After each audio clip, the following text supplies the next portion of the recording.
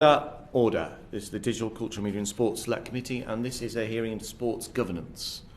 There's two parts to the hearing today. First part is in relation to cricket and Yorkshire cricket and the ongoing racism scandal.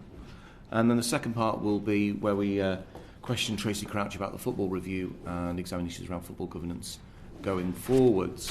For our first part today, we are joined by Basharat Hussain, Executive Chairperson, Quaid Azam, Premier Cricket League, and by Adil, Mehmood, Finance Officer at the Quaid Azam Premier Cricket League.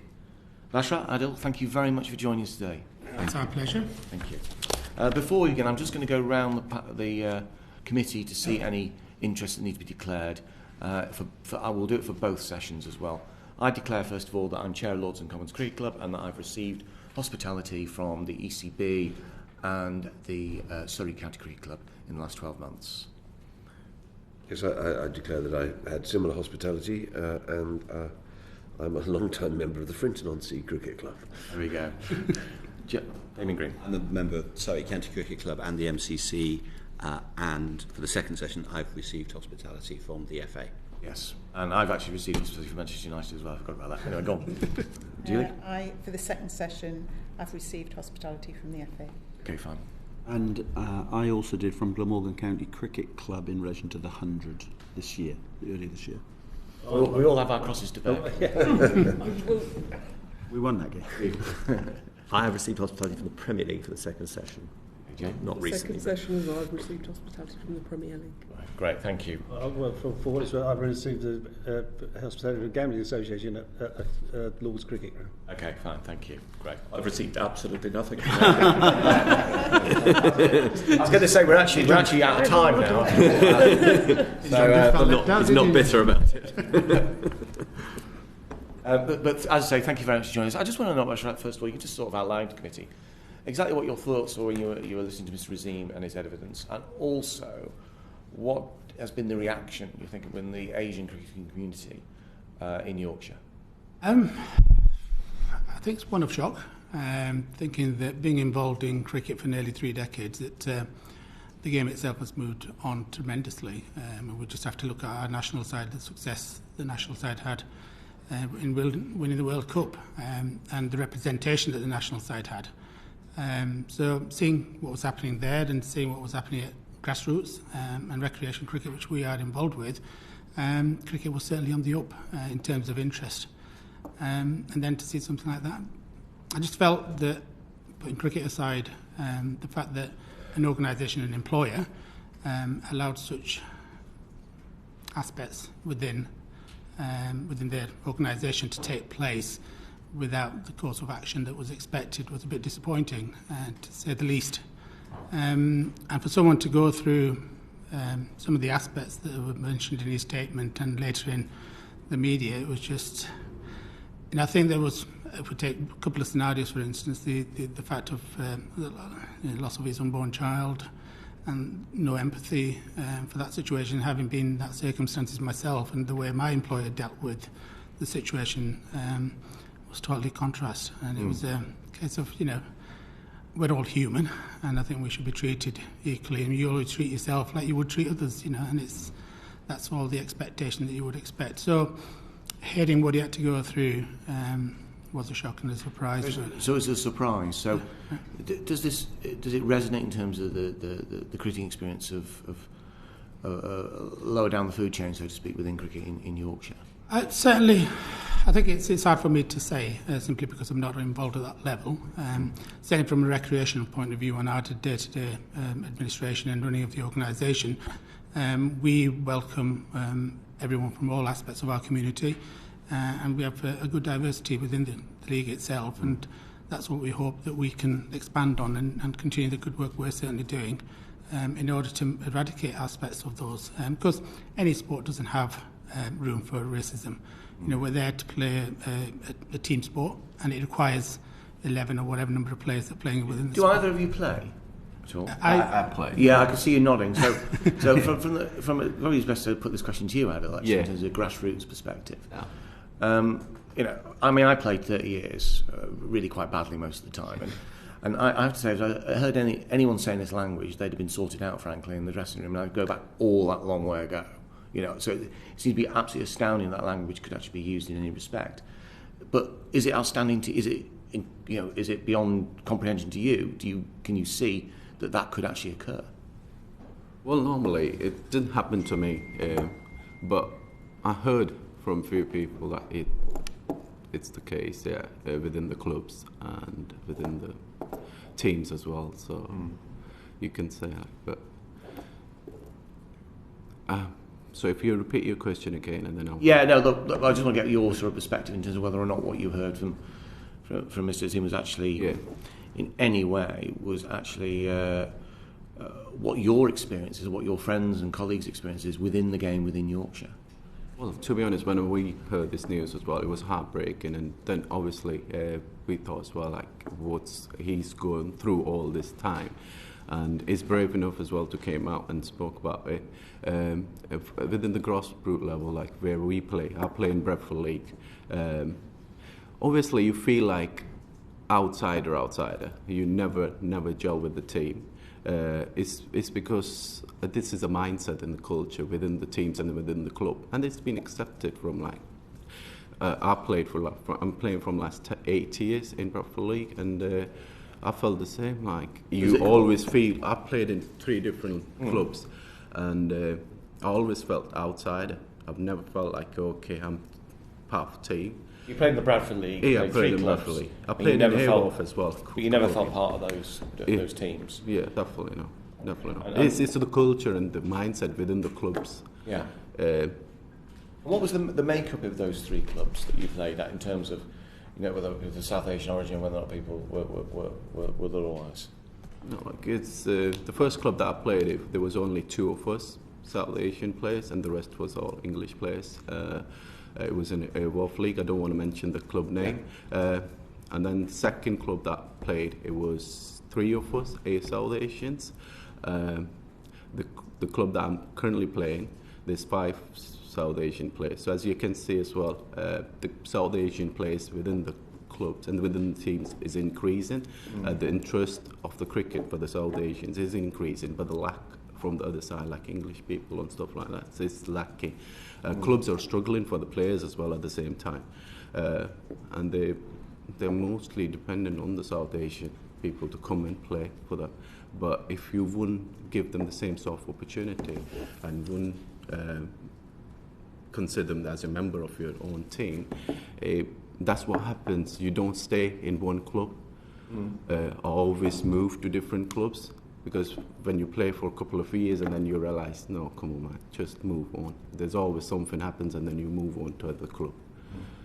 Imran Khan, when he was talking about Yorkshire cricket, said that basically he almost felt like, is there apartheid in Yorkshire cricket? Because he would see a situation where he'd see lots of South Asian kids basically being involved in nets and playing, early on, so to speak, within their careers. And then he'd look at the teams that you've just described, the senior league teams, and then he would look at Yorkshire County Cricket Club and he'd see, frankly, that there were next to negligible numbers of people from South Asian origin. And he'd go, well, is this apartheid? Do you think that was a fair comment? Do you think that's something that... it's very emotive language. I think that it's circumstances.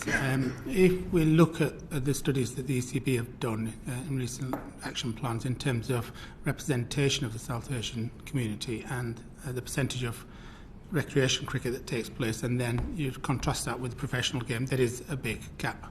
And I think that is one that's accepted, but that could be a multitude of issues, whether it be those clubs, whether it be the pathways, or whether it be simply financial barriers. We know that cricket is a very expensive sport, and for any child to go through it means that the parent has to actually do a lot of travelling. I mean, one of my players who was loyal to me for nearly 15 years played for my team. His young lad now plays for the under-15s. Hopefully he'll progress on to under-15s next year for Yorkshire. But he's had to finish play cricket himself, devote his time to basically taking his child up and down the country and to play some of the games. And it is quite expensive to do that. And again, he gave me his kind of journey in terms of how many hours he has to put in and the cost that he factors in and what he has to purchase in order to make that happen. But it's an investment in his child, and it's how many parents can do that. So it's probably half of one and 6 of the other. It's a case it's economics. But I mean, certainly from, I think that the key findings that we were looking at the report and the action plan was that those can be the barriers in terms of helping your child. Are you referring to the Fletcher report here? No, it was the South Asian Right. action plan that was put in place, I believe, in 2018. Mr. Rafiq was very, very sort of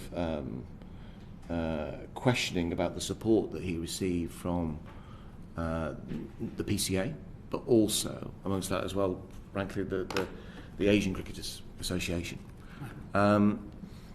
What did you think when you heard that? Is that something that sort of resonated? Do you think that maybe perhaps there isn't the support structures in place for young Asian players? Like I say, I mean, we've worked with the NACC on a couple of occasions, and my first contact with the organisation was on the basis that they took the Azam as being kind of the beacon within South Asian cricket. And what I achieved during that period of running the league and where we took the league was immense. And the example that the NSC, when we got all the South Asian leagues together down at Edgbaston, was that this is what we need to be, in terms of organisation and how we promote cricket. So that was quite a positive. And we then went on to work with ECB, where I presented at Old Trafford to establish organisations that are a lot older than us, as to how to run a successful league. So again, that was a positive. Sorry, Mr. Hussain, we take it as a given that obviously the work that you've put in. But my point is very, very specific. I mean, when he was talking about the lack of support from within the community, but also, frankly, within the PCA as well, is that something that rings true? Not having experienced it myself, I couldn't agree with that. No. What do you think is the experience? What do you think would be for? Do you think that the structures that are in place at the moment in order to support young Asian players within the professional circuit, so to speak, do you think that those structures are adequate? If they're not coming through, probably not. We've looked at the analysis, and it's how we go around ensuring that we encourage young cricketers to actually get involved, and it's how we break down those barriers. And if finances is one of the bigger barriers, and the commitment from the parent, quite potentially could be another barrier, because obviously they've got to decide whether they put the food on the table or take their child to a game of cricket. So I think it just needs more looking into in terms of other pathways supportive for children with backgrounds of, if they've come from a poorer background, is a support mechanism there? How well is the bursaries that the counties have? How well is that communicated to those parents, to those children? So again, there's those catalogue of elements that are in place, and it's how those are actually projected to the community and whether the community is aware of those support measures that are in place. So what you're saying basically is not just about that sort of the support that's in place when you do reach elite level. You're saying that actually there isn't the support in place lower down at all, really, in that regard, or very little of it, and that needs to be what needs to be focused on. Certainly, and I think we as an organisation sometimes we feel that this year we were quite fortunate where I worked with 7 of our clubs to secure funding through the ECB, and that's the first that we've actually been able to get funding from ECB, being in existence nearly over 30 years. Why is it that you waited nearly 30 years for funding from the ECB? I think what is the reason? Is it because they would to a degree maybe they question the need to exist? I think it was a combination of two aspects. One is that obviously there's a set structure that our clubs need to have in order to secure funding. And working with those clubs, we put those structures in place in order to secure that funding. So all the applications were 100% successful. So that was the work that we'd done. And I think a lot of the applications previously were on the basis that if you didn't have any fixed assets or you didn't have any assets whatsoever or facilities, then it was difficult to secure funding. And we are, in essence, those clubs that have now constituted are clubs without assets. And our direction of travel is that we want more of our teams to become clubs. So therefore, they've got committee structures in place, a constitution in place, and a simple bank account in order for them then to sustain a long-term future as clubs. And therefore, moving the direction of building partnerships. Now, again, we've worked well with some of the Saturday leagues and Saturday clubs. And what we would like is for likes of ECB, and we've met with the Yorkshire County, we met with them last week, and our aim was to kind of get into the strategic thinking about how we can be supported and how we can carry on supporting recreational cricket to ensure that we get more and more youngsters coming into the game. Bear in mind that there's a small proportion that actually make it to the professional game. and that's reality, and that's something that we all communities accept. But we accommodate for nearly 99% of those that don't necessarily get into the professional game. It's disproportionate. It is, yeah. And I think in any sport that's the same. It's not just cricket, but it's just making sure that we're there to allow individuals to participate in cricket. Because when they decide between a different career, whether it's cricket or not, at the age of 16, 17, which is a critical stage when they go through the pathway, we can be there to pick them up if they want to play on a Sunday, and that's what we're there for. I just found, before I move on to Giles, we've had been contacted by committee by senior people within Yorkshire who stated that effectively they feel as if there's currently a sustained smear campaign going on against those who wish to see reform at Yorkshire and within Yorkshire cricket more generally. This involves social media, this involves whispering campaigns, as well as briefings to press, etc., etc. What's your view of that? Is that something that you think is something that actually sort of you could see is actually happening on the ground? Is that something which, frankly, disturbs you? It does, and as I stated earlier on, is that we moved in a positive direction because we're all here for one thing, and that is cricket. We want to see cricket, the betterment of cricket, and cricket come out with a better reputation than it's currently got. And hence why, as a committee, we decided that it was the right thing to do to meet with the county. And it was a nearly a 2-hour meeting, very positive. They took on some of the suggestions and agreed that we would have several meetings with a bigger panel. So I think, from that point of view, as a league, we always like to be positive, and we're using this current situation, which, under the circumstances, we'd rather not have had. Yes, but I think you had a 2-hour meeting with the county. Is that under Lord Patel? It is, yeah. Okay. And I tried a meeting before. That was our first. Your first meeting. How many? Sorry, I just want to get to the bottom of this. Yep.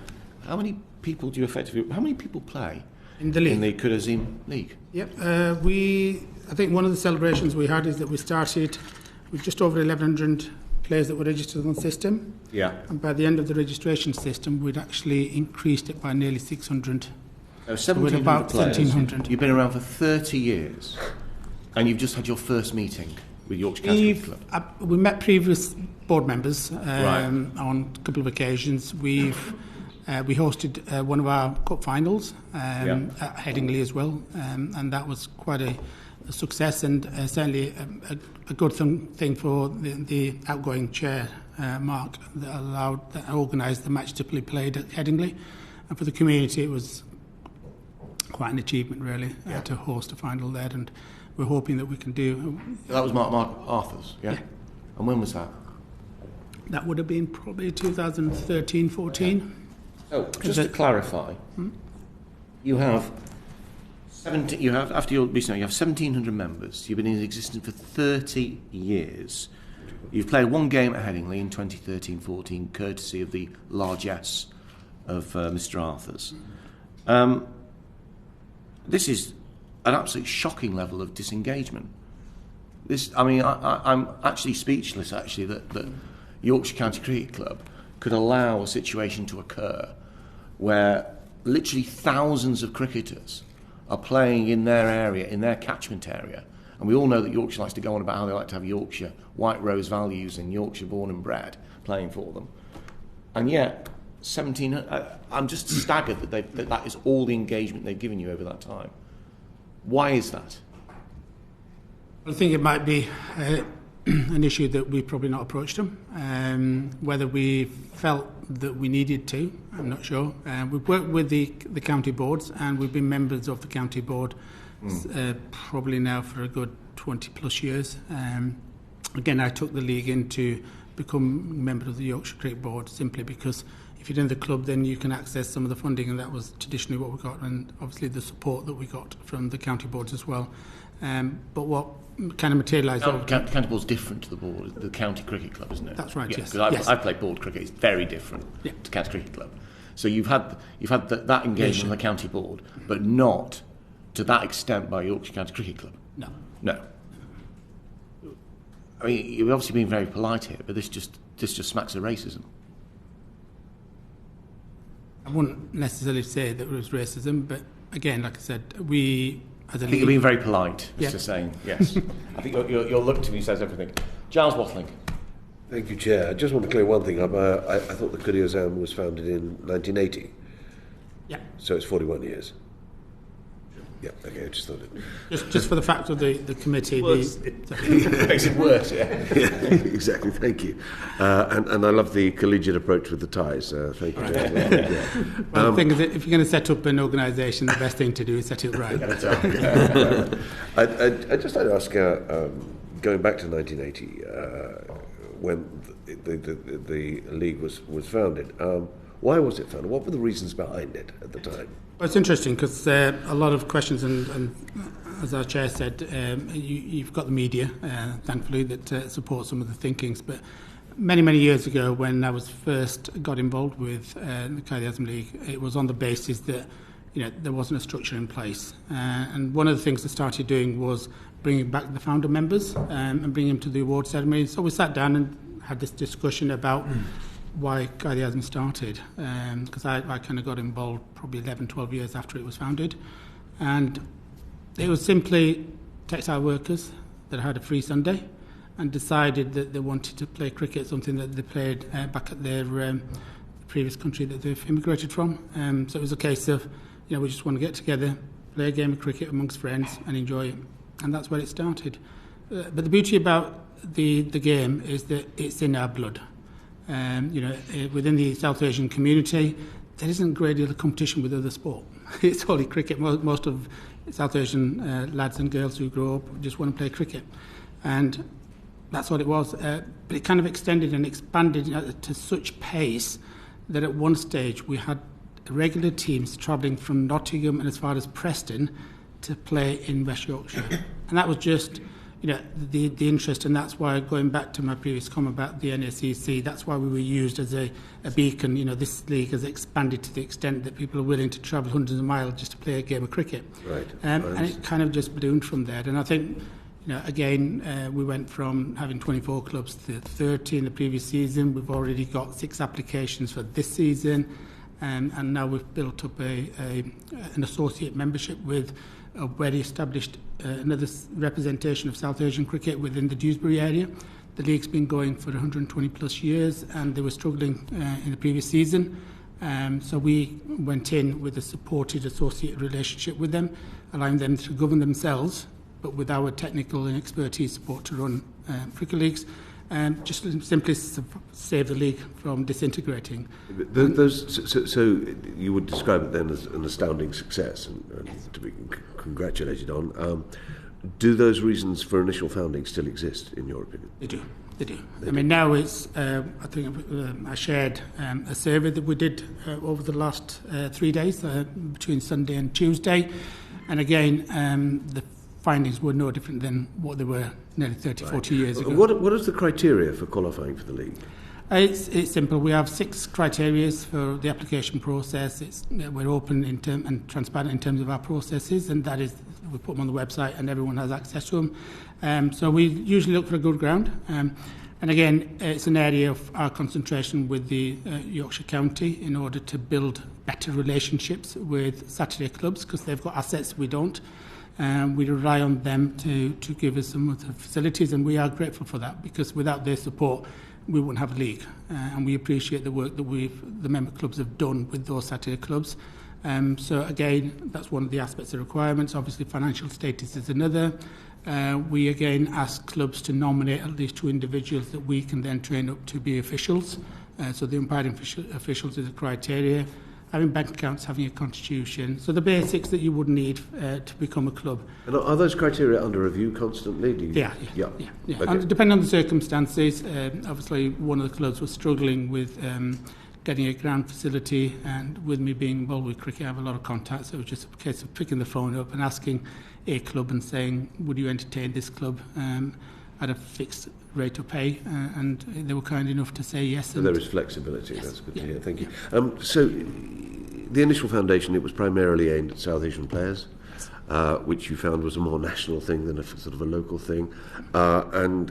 Has that changed? I mean, do you have players from other backgrounds now? We do, yeah. Adil's team below who play.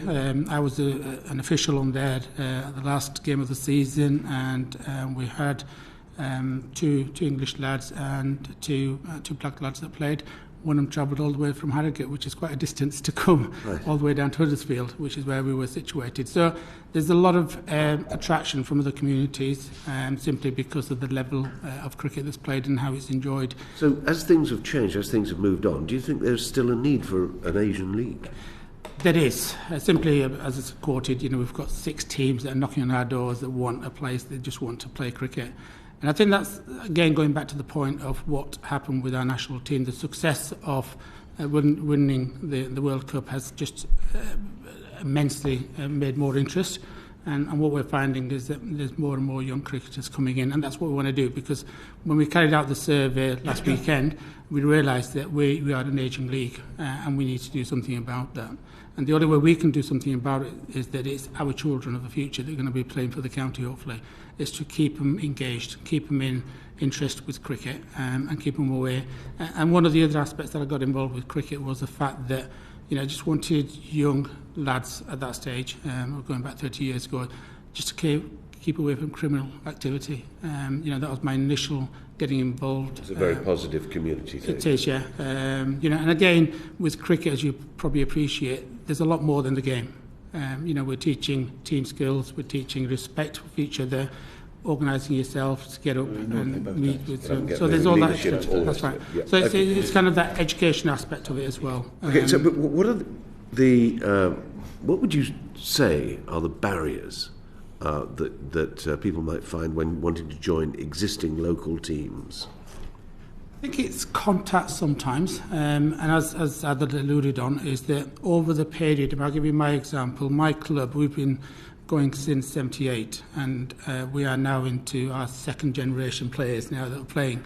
And what we've seen over time is that our club has gone from having 1 or 2 playing in major Saturday leagues to now nearly 1 or 2 not playing. So over the period of the 30 years, we've seen more players engaging and playing on a Saturday club than we now see. And that's a good thing, simply because that's what we want our individuals to do, is to progress. And seeing the numbers increase over that time is good work, and it's welcoming, and more doors are opening for them. So the more cricket you play, the better it is. I mean, we've now got Saturday, Sunday cricket, we've got Tuesday, Wednesday cricket. So literally when I was playing, and Julian alluded to, I wasn't the best of players, but you keep your memories. And one of the things I always remember is, as a child, I arrived in this country at the age of 8, and I could remember coming down Park Avenue, which is the first class ground at that stage, going in for school trials and walking down that pavilion. And you keep those memories, is what you cherish. And you just want everyone else to have the same opportunity. From your point of view, the direction of travel is a positive one. Yeah? Certainly is. And like I say, we as a league, we're proud of what we've achieved, because we had a lot of teams coming from Sheffield. Sheffield then set up their own league called Allama Iqbal, so they've got 16 clubs within the Sheffield region. I've been working with them, and they had a bit of difficulties at the beginning of the season with their suppliers, and they asked me to step in and literally sorted the issue out within a couple of days for them. And then again, we had teams coming from Manchester, and Manchester decided to set up their own league, so they've also got 16 clubs in the Lancashire area. So again, that's where we're proud of what we've done and what we've achieved by giving the encouragement to others to volunteer. And finally, looking to the future, what would you like to do now? How would you like to move on? I think our meeting was positive with the county, and what we want to do is try to build... meeting, yes. Yeah. Well, the fact that we've had the meeting and the doors were open and they listened, I think it's quite an achievement from the county itself. And the aim is to actually try to build better relationships with some of the Saturday clubs. Because one of the things we have is that, like where Adil plays, and the club is very accommodating. They play all their home fixtures at the same ground. It's not always the same for many teams. They have to switch between 3 to 4 grounds to play all their 9 fixtures. Right. And so one of the things that we've suggested is that if we can build those relationships to higher facilities, so some of our Sunday clubs have that opportunity to play on good facilities. We want to improve the level of cricket that they're playing, because some of these young lads who play on Saturday want to play on decent grounds and decent pitches. And what we want to do is build those relationships with those Saturday clubs and say, look, we're here, we want to invest in your clubs by hiring the facilities. You then have access to some of the players that we've got. Not all of them would want to, have been playing in Saturday leagues. So again, it's a win-win situation for both parties, and that's the travel direction we want to take. That's good. I hope they're listening today. Thank you, Chair. Thank you. Julie Elliott and then Damien Green. Thank you, Chair. Good morning. I just want to go back to something you've said, because clearly, you're doing a fantastic job with young people playing cricket now. But when you said that when it was set up, it was because you wanted young people to be playing cricket. Why did people not join existing cricket clubs in the area, of which there are loads in the area? I think when we carried out the survey, because we wanted to get others' opinions rather than just to express our own, is that it seems to be an element of comfort zone. The fact that they're playing with friends and family, because what you appreciate is on a Sunday, when you play, you're playing with people that you're familiar with, and therefore you tend to be in that comfort zone and you're comfortable with playing on Sundays. Whereas sometimes Saturdays you're going into a team, sometimes you don't know some of the individuals and you're just part of the 11 individuals in the squad. So maybe that might be one of the issues. Maybe it could be a possibility that getting into those clubs might have been. I mean, I can only go back a long time when I tried to play at a junior level and I wasn't picked, and therefore I chose to play with my brother's team. And ever since, I've never looked back and just carried on playing. As long as I play cricket, I'm satisfied with what I'm doing and what I'm achieving, and that's what it's about. It's whether you're comfortable where you're playing. And again, the feedback we got from players is that they enjoyed playing Sunday cricket over Saturday cricket, because of the environment that they were in, and because of the level of standard that we were putting together. Because you only have to take the Yorkshire County as an example. Yorkshire County is made up of all the community that's around Yorkshire, and it's the same with the Quaid Azam. All the teams pull together players that play in different Saturday clubs.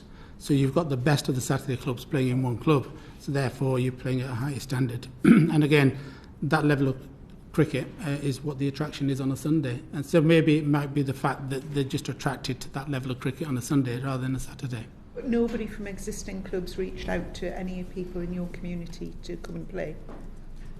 I think it's difficult because certainly the community that I'm in it's an inner city area. What you find is that cricket is something that was on a decline, and unfortunately we lost access to some of the cricket grounds around us, or if they were in the better leagues, they fell out in terms of not providing the facilities or making the standards that are required of those leagues.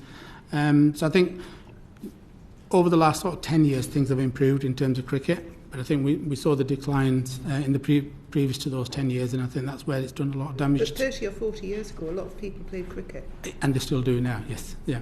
But again, as I said earlier on, there are a lot more South Asian cricketers playing in Saturday leagues than there was ever. Yeah. Damien Green. Thank you, Chair, and morning. Everything you do is completely admirable. I'm in awe of the organisation you've set up. But isn't it, in a way, an admission of defeat in a sort of wider point about society, that you have to have separate leagues so that people from a South Asian background can feel comfortable playing cricket in a cricket mad part of the world? I mean, do you see it like that? We don't really, because we're enriching. The survey identified that at least 3 out of 4 their lives were enriched on a Sunday. If we didn't exist, there won't be a game of cricket on a Sunday. We also saw that 1 in 4 it's an alternative, which is nice to see that only 25% don't play Saturday cricket, but we want that further reduction, simply because we want those to engage on Saturday clubs. So like you said, those individuals need to start thinking and considering about playing Saturday. But certainly I think as an existence and having a parallel league on a Sunday, it's just we're allowing individuals to play more cricket in the week than they would do. If we didn't exist, they won't play. And again, the survey identified that if there wasn't Sunday cricket, there's a possibility that we could lose 1 in 11 players that won't necessarily play cricket at all. And we don't want that. We're here for one cause, and that cause is cricket, regardless of our communities and our backgrounds. What we're trying to do is engage individuals to play more cricket and as much as they can play. As I say, I nothing but admiration for that. I'm just reflecting on the wider point. And indeed, when you were set up, it was 1980 you were set up. I reflect personally, I never played cricket at any level at all, but I was playing football around London then in very, very minor leagues. And if somebody had suggested then that we need to have black leagues and white leagues for young men to play football, it would have been appalling. Even in 1980, that would have been unthinkable, genuinely unthinkable. And so, I suppose that looking ahead, the question is: do you ever see a point where, as it were, your Holy Apple organisation won't be needed? That it will just be, you can play any kind of clubs and people can join any kind of clubs. I mean, has there been any change in the intervening 40 years that makes that nearer? I think as I touched on, during the kind of the 80s and the early 2000s, we saw a decline in Asian cricket, and that kind of worried us a bit. We lost members, and we went back down to 20 clubs, but then completely contrast now, where we're actually expanding at the rate that no other league probably has ever expanded, simply because there's so much interest. So until that interest exists, we exist as an organisation. And has the makeup of the teams, you said that the team you play with has got, as it were, non-South Asian players. Is that gradually changing over time? Is it becoming more mixed? It certainly is. I mean, we've never. Our team was set on a predominant model of a family and friend team, but last year we had 2 English players playing, and simply that was because my nephew plays for the Saturday club where he plays, and he just said to the lads, "You fancy a game on Sunday?" And they said, "Yeah, we're up for it." And since then they've been playing. So again, it's all through contacts. It's through who you know. To get into clubs, and that's how it works on a Sunday. You don't go for a trial, you just get approached and you're in the side if you're good enough, and you stay in the side. And the young players coming in for the first time, presumably a lot of them want to play for Yorkshire, is that right? That's our encouragement. And a lot of people say, "Oh, you don't do anything with junior cricket," and I said, "Yeah, that's because we don't want to duplicate. We don't want to kind of franchise the whole junior structure. We've got a structure in place. Whether it works or not, that is for the county to review. For us, it's making sure that we encourage youngsters to continue that pathway, that career can be in cricket. It's a tough one. Like any other sport, it's no different. You've got to put a lot of effort in. You've got to get your techniques right, because we all know cricket is a technical sport, and you need a lot of coaching to perfect the way you bat or you ball.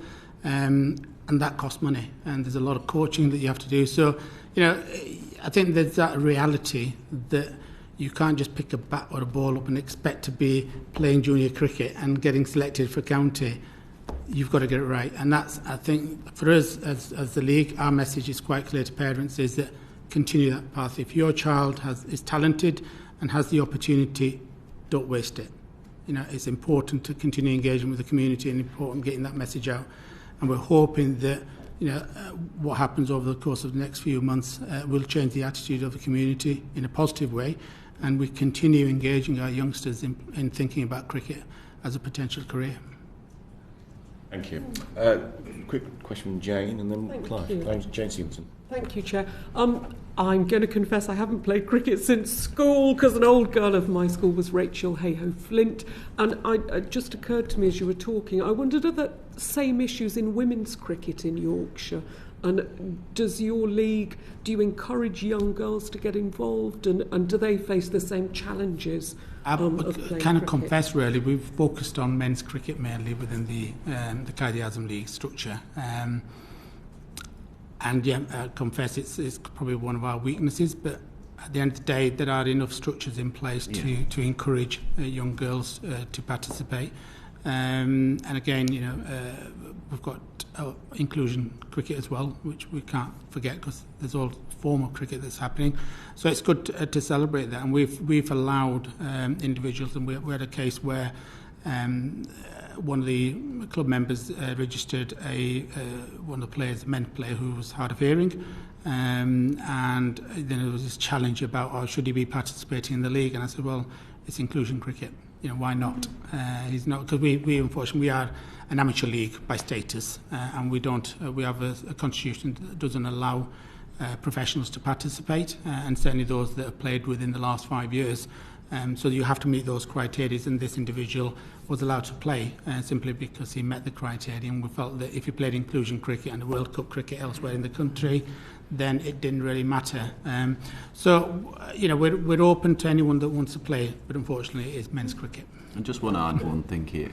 It's just facilities. Obviously, we don't have facilities. I play sometimes on a Sunday cricket where they don't have no toilet facilities. Yeah. So you can't encourage the youngsters, the boys and girls, to bring your kids to the parents, to bring your kids to the cricket ground where you don't have no toilet facilities as well. And the cricket game, as you all know, it's like a long game. It's like 7-hour game, so you play start in the morning and finish in the evening. So you need to have those facilities in place to play cricket. Okay. So you can't. Sorry. So just to follow up on Jane's point, I think Jane's question really is that same divide that is in place in the men's game in Yorkshire, which is quite clear, is that in place in the women's game in Yorkshire? Right, so we're not having that involvement, probably not something that I can answer, Jane, sorry. Further investigation, I think. Yeah, no, it's quite interesting. And just to also clarify, when you're talking about facilities, that many of clubs don't actually have their own grounds, that they're effectively wandering clubs, and they thought that's what you said at the start. So again, we don't have control of facilities, so we're reliant on others, and if we were to consider starting up a women's league, then the first things would be the facilities. You wouldn't consider, setting up a league. Team. You would consider it if you had a base, if you had a home club ground, effectively, that would be the case. So again, like I say, if we had the assets, then I think things would be different, but we don't. I'd like to do a very quick follow-up. I'm just wondering, with women's football, for example, has changed so much in my lifetime, and you see so many more girls. Because I'm from Wolverhampton, so it's a huge part of our heritage football.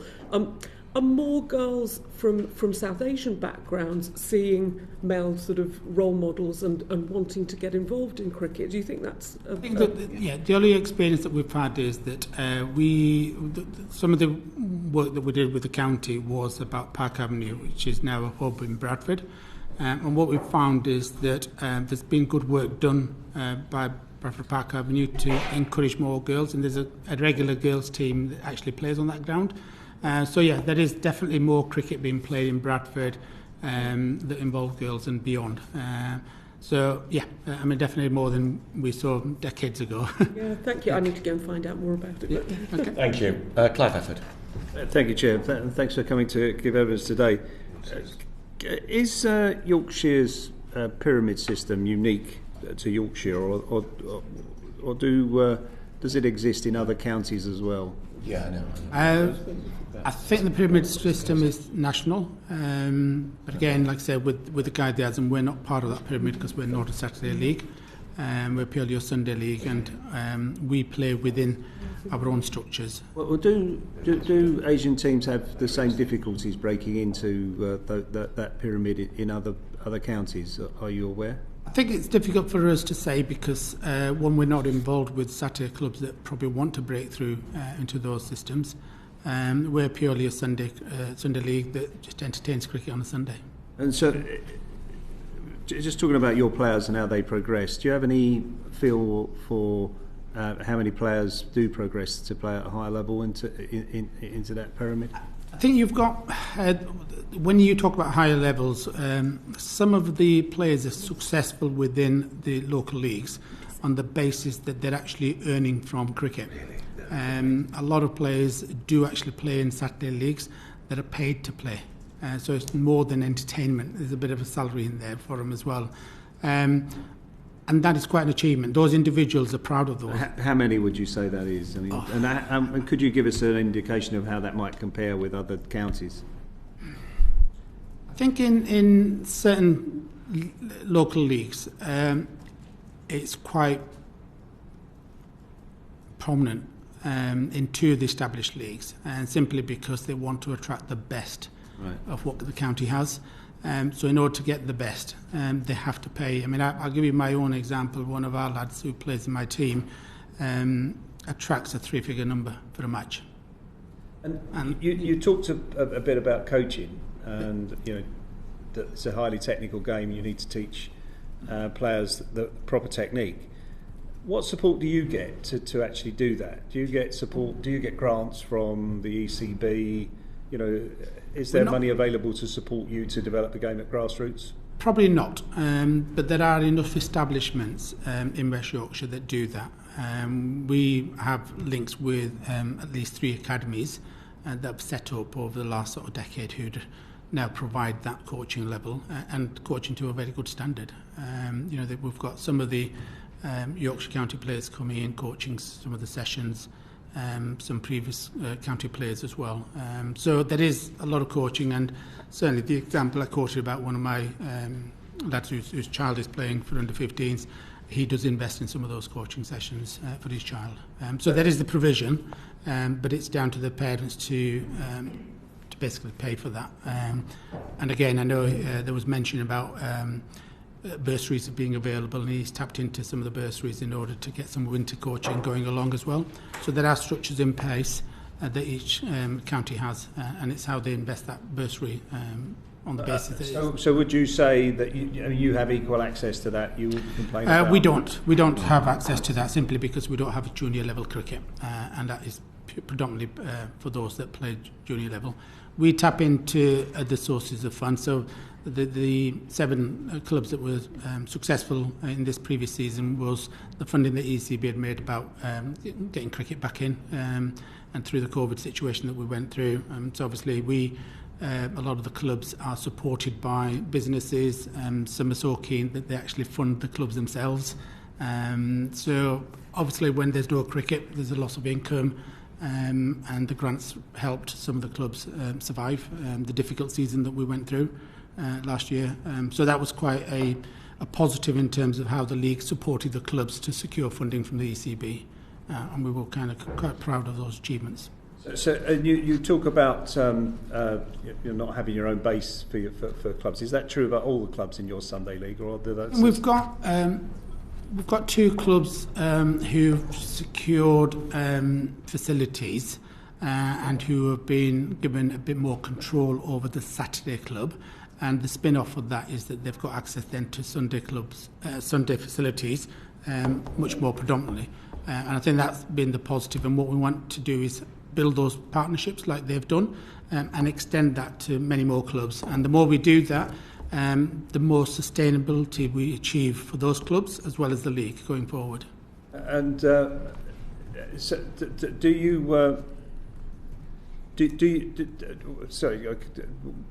rely on local authorities' facilities, or is it other clubs' facilities? Where do you play your games on Sunday?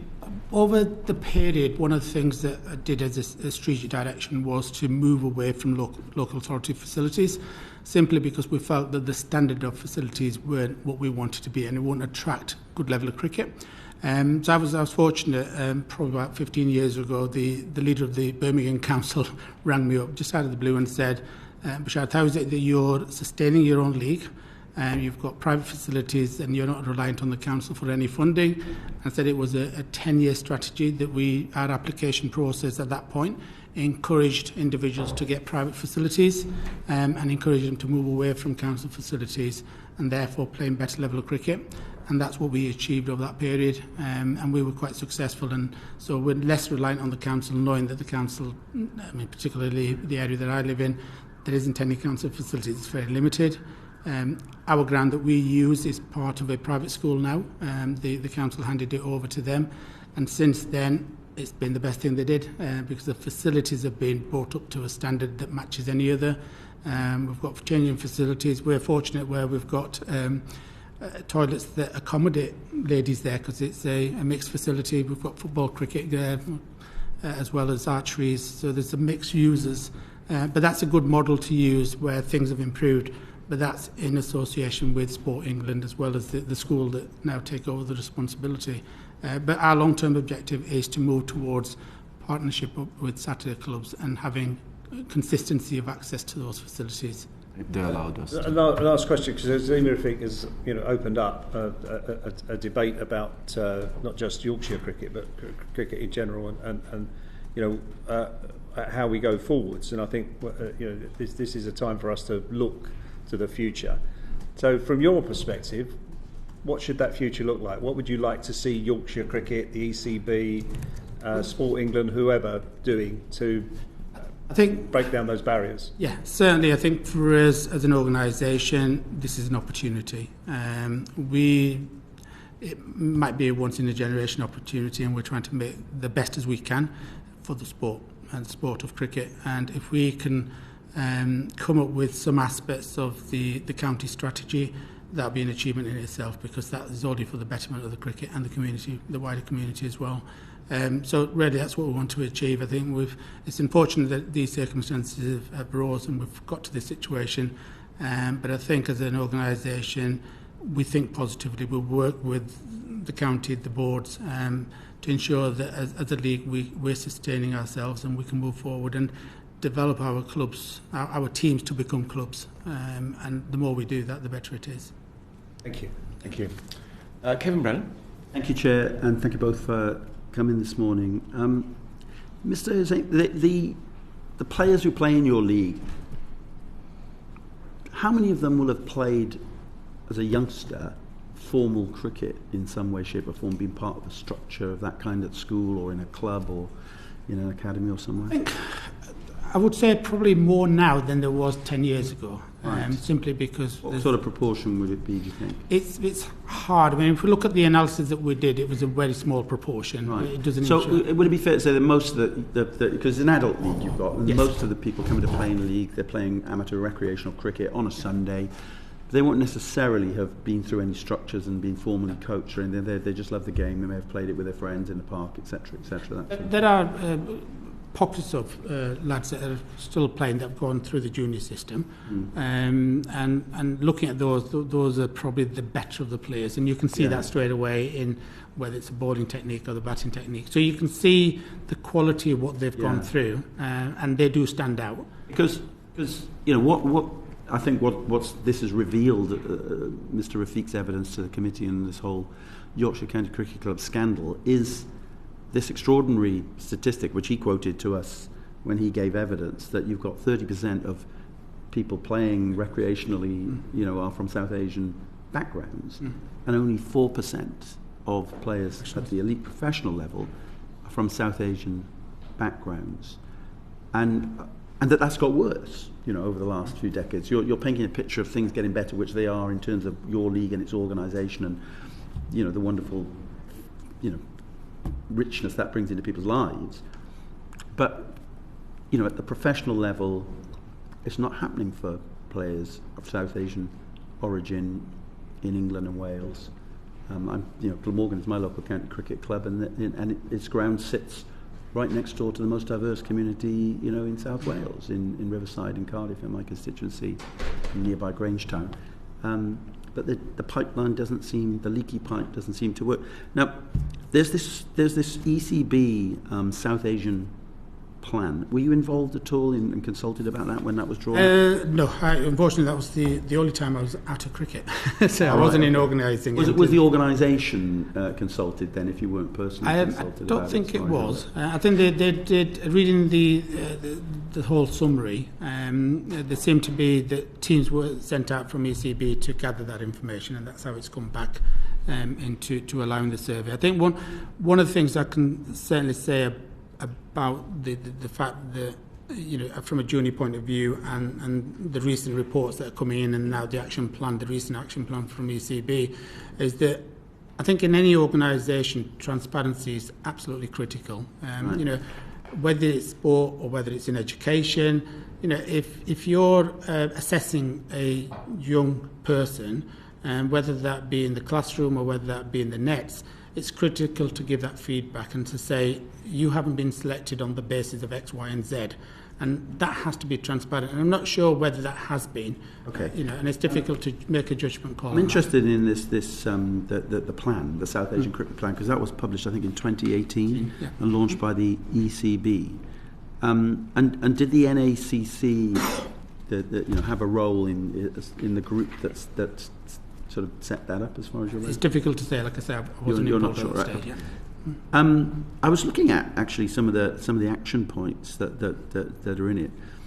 One of the long-term ambitions of the South Asian action plan from the ECB, 20 to 2024, it says, is to create a new national talent pathway plan that identifies and supports talent regardless of ethnicity or background. It struck me as astonishing that in 2018 that the ECB should have to say that they need to create a talent pathway plan that supports talent regardless of ethnicity or background, which seems to me it suggested that up until 2018 it was acknowledging that its talent pathway plan effectively excluded people because of their ethnicity and background. Is that a fair thing to say? I think if it's coming from ECB, it's got to have come from the research that they've done and then come with that conclusion. And as you say, it's startling that any organisation has to categorically specify that in their action plan. Yeah. Clearly they've identified there are shortcomings and therefore some action needs to take place, and hence why that aspect of the action plan was completed. Thank you. Some of the other actions were establish a mentoring programme for young South Asian players on the talent pathway. Mr. Mehmood, when you were playing, growing up and so on, did you ever get any kind of mentoring or anything of that kind as a young player? Not really, no. Yeah. No. And I wasn't good enough, but I still play like competitive cricket. But I've seen so many players. They were growing up and they were very talented. But as you mentioned as well, but they lost somewhere. They lost somewhere in the pipeline. And it is true as well. Basically, there's a mindset and culture when you go and play for a club and coaching as well at the same time. I can add one thing. I think we were discussing yesterday as well. There was one of my friends were discussing that. Yeah, it probably be right or wrong, but I just want to add here. Sometimes, well, as you all know, that the pitches condition play a vital role when you play cricket. And there is like sometimes grassy pitches or something, and the coaches normally get the Asian players and just go and play, go open the innings and stuff like that, even though they are middle orders and stuff like that. They normally play in the middle orders.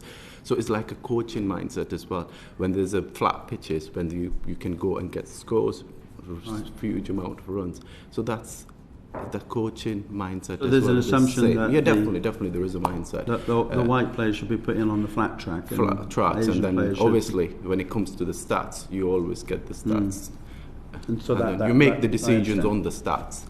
But if it's right or wrong, I can't. One of the on that point, one of the items in the action plan is delivering a programme of unconscious bias training for first-class county academic directors. Do you think there is a lot of unconscious bias, or even conscious bias, but amongst coaches? And another one was to support 10 South Asian coaches. It seems a very small number to me for the whole country, but 10 South Asian coaches in a mentoring and work placement scheme. Are there enough there's a huge interest in the game and enormous amount of talent.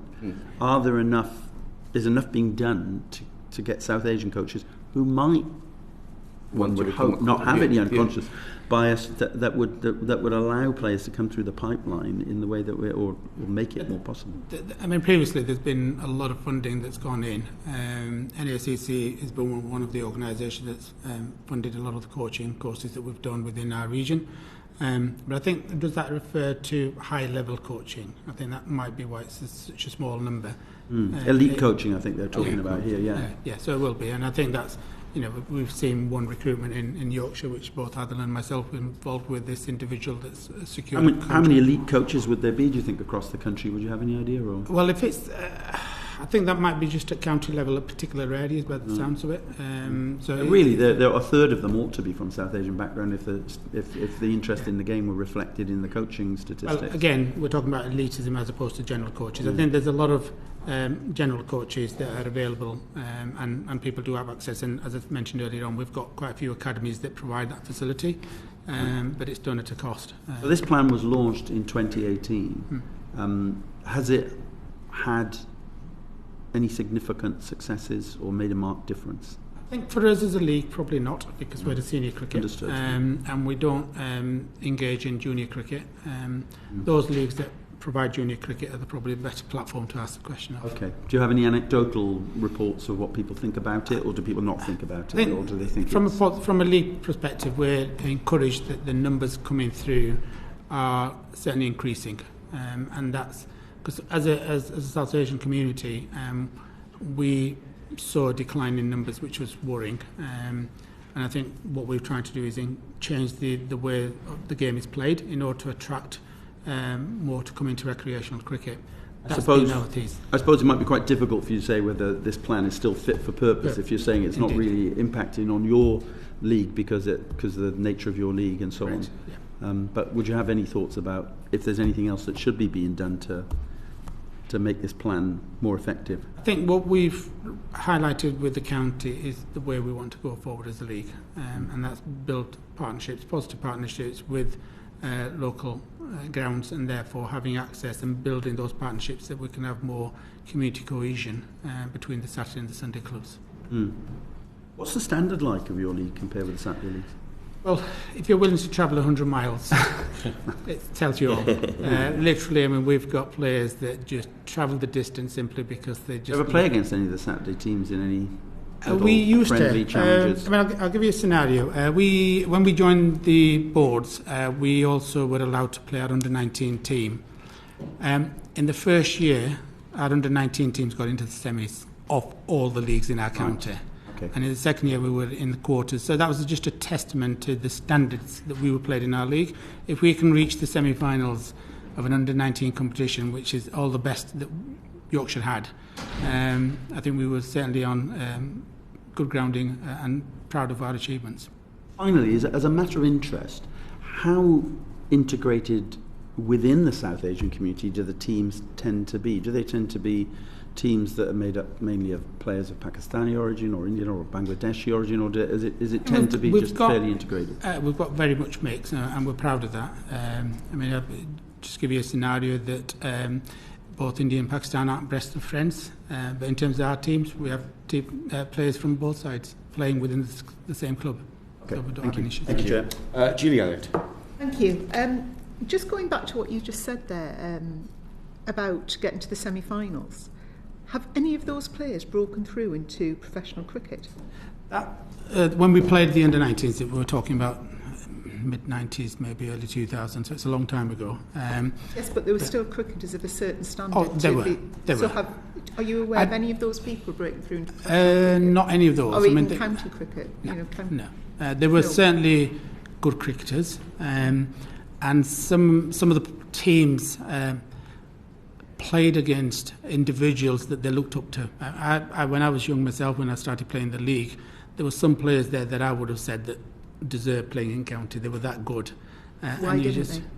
I think it was just circumstances. What circumstances? We know that Yorkshire wouldn't allow anyone that wasn't born in Yorkshire to play, so we went through that era or period. I myself, I was born in Pakistan, so when I went for trials and I wasn't selected, I knew there wasn't a future. But that was they got rid of that rule quite some time ago, didn't they? They have, yeah. But we are talking about that period under the under-19s as well.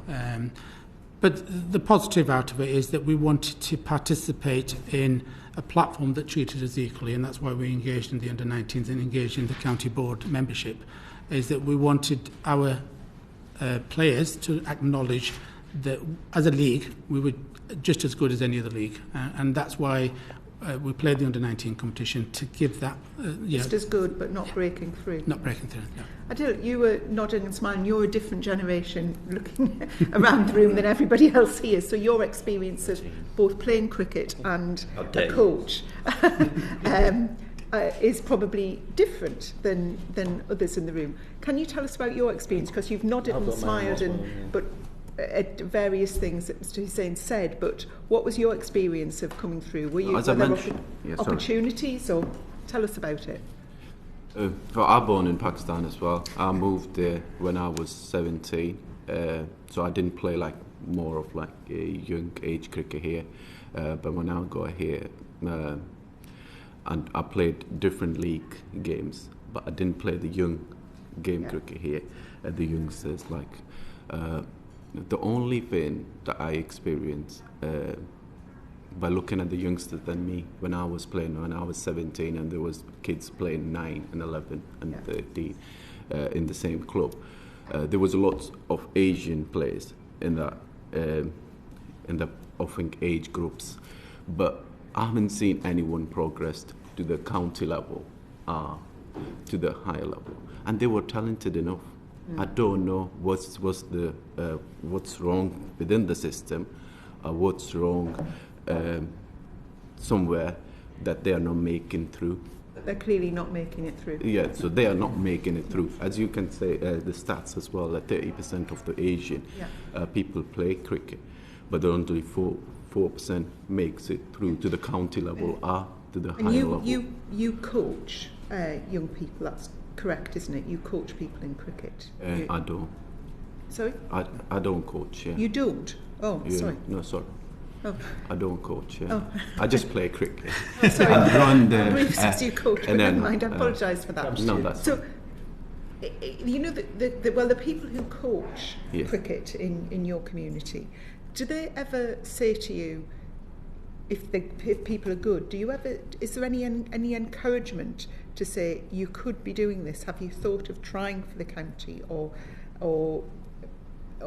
anything like that? Is it ever put as an option to people, to young people, just in your experience? Yeah, no, normally, as we were discussing that, we recently got this Park Avenue net sessions. There is a lot of coaches come and coach the youngsters. And we normally, when we go to the net practice and we see a lots of coaches, they come and all of them, most of them are from South Asian background. So they tell you straight away, yeah, this guy is going to make it to at least to the county level, if not to the national team, but at least it will make it through to the county level. There is few coaches, they encourage the youngsters to go work hard and get into that Yorkshire setup. And if you get into the Yorkshire setup, you probably make it to the at least county level, if not the national level.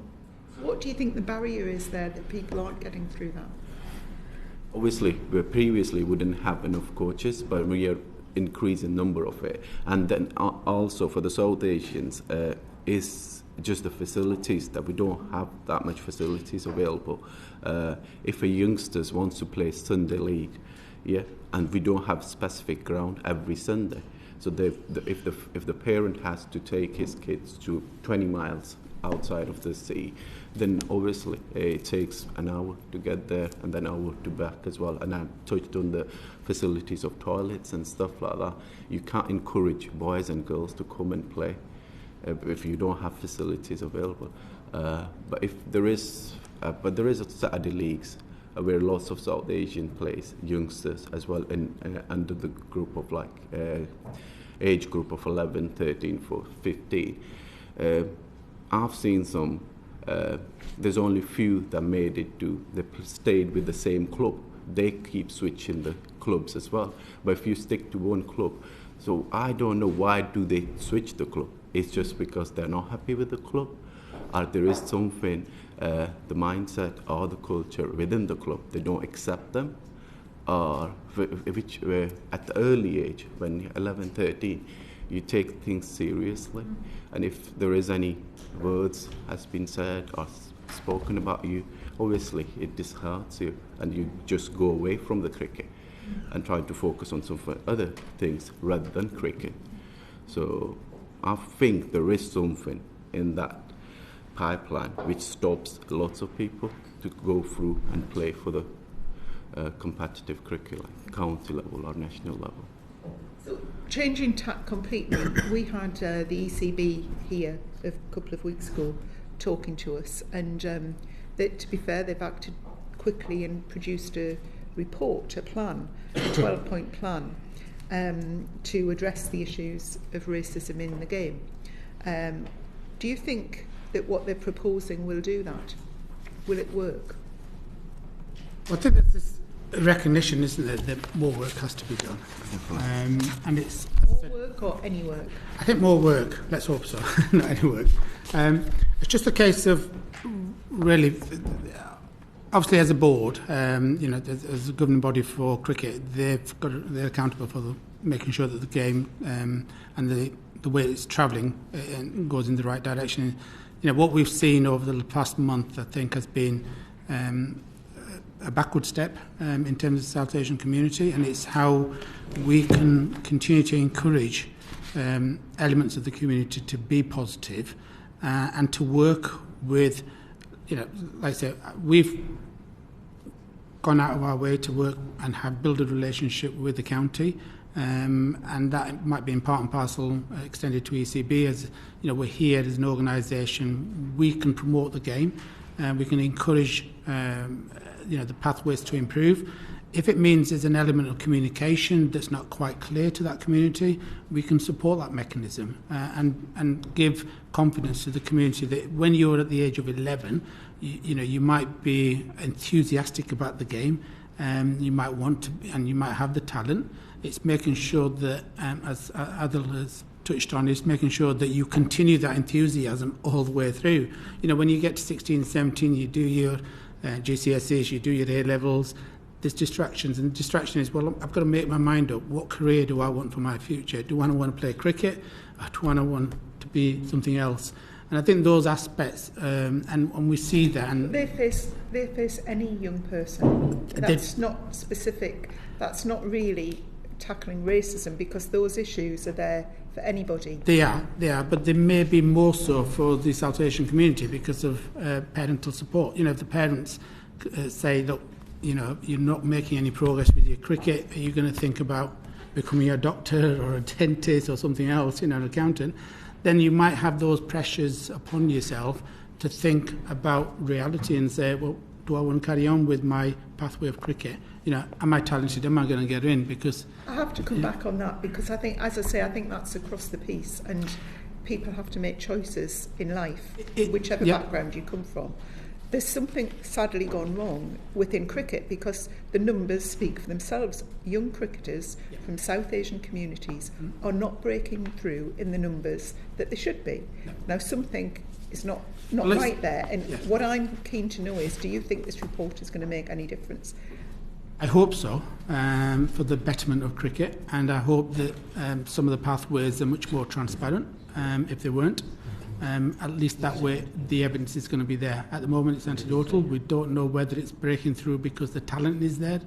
Are the Asian cricketers just as good, if not better? It's anecdotal, isn't it? Until we have a very good transparent system in place of the selection process, then we'll know better. And I think that's important for the ECB to have a system in place that looks at those and makes every particular coach that makes those selection decisions accountable for those decisions, because at the end of the day we are talking about lives, and no matter what your background, your life is destroyed if you don't get in. Whether you're from an Asian background or whether you're English, it doesn't matter. If you're given the word no, it's hard to absorb, particularly when you're a 16, 17-year-old, and then you have to make alternative plans for your career. And I appreciate, as you say, it's every community makes that decision, and they do. But you probably feel, if you were a 16, 17-year-old being told, well, sorry, you're not good enough, we're not going to carry you onto the next level. And unfortunately, you have to consider other options then. Adil, what do you think? What do you think what the ECB are suggesting is going to make a difference? As Bash said, we hope for the best, but we don't really know until they execute the plans and they make it. As we had a meeting with EYCB as well the other day, and we suggested few plans, but no, I don't know. After 3-4 months, they said they will invite us again to see where we. What type of things did you suggest? What type of things do you think can make young South Asian players reach their potential in the professional scene? What do you think will make a difference? Obviously, the first thing is the ground facilities. The ground facilities and the rest of the netting facilities and stuff like that. These are the main things that we need to have in South Asian cricket. As we were discussing the other day as well with Saturday in YCB, all they say, these clubs, they run on Saturday League, they run by these bars.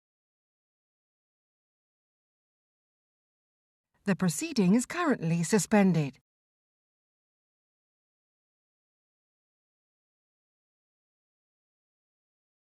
The proceeding is currently suspended.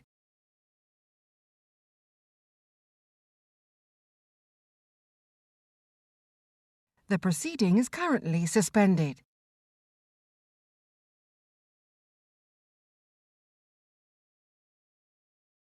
The proceeding is currently suspended.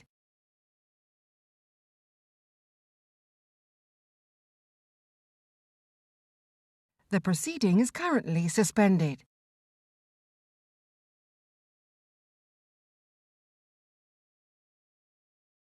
The proceeding is currently suspended.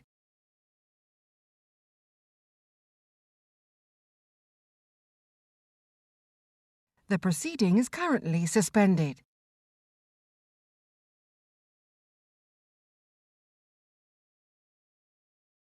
The proceeding is currently suspended.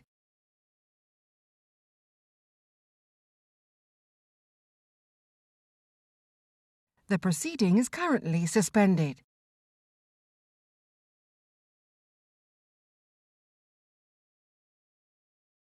The proceeding is currently suspended.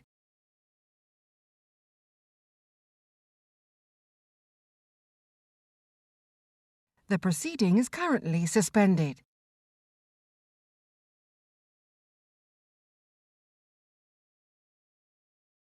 The proceeding is currently suspended.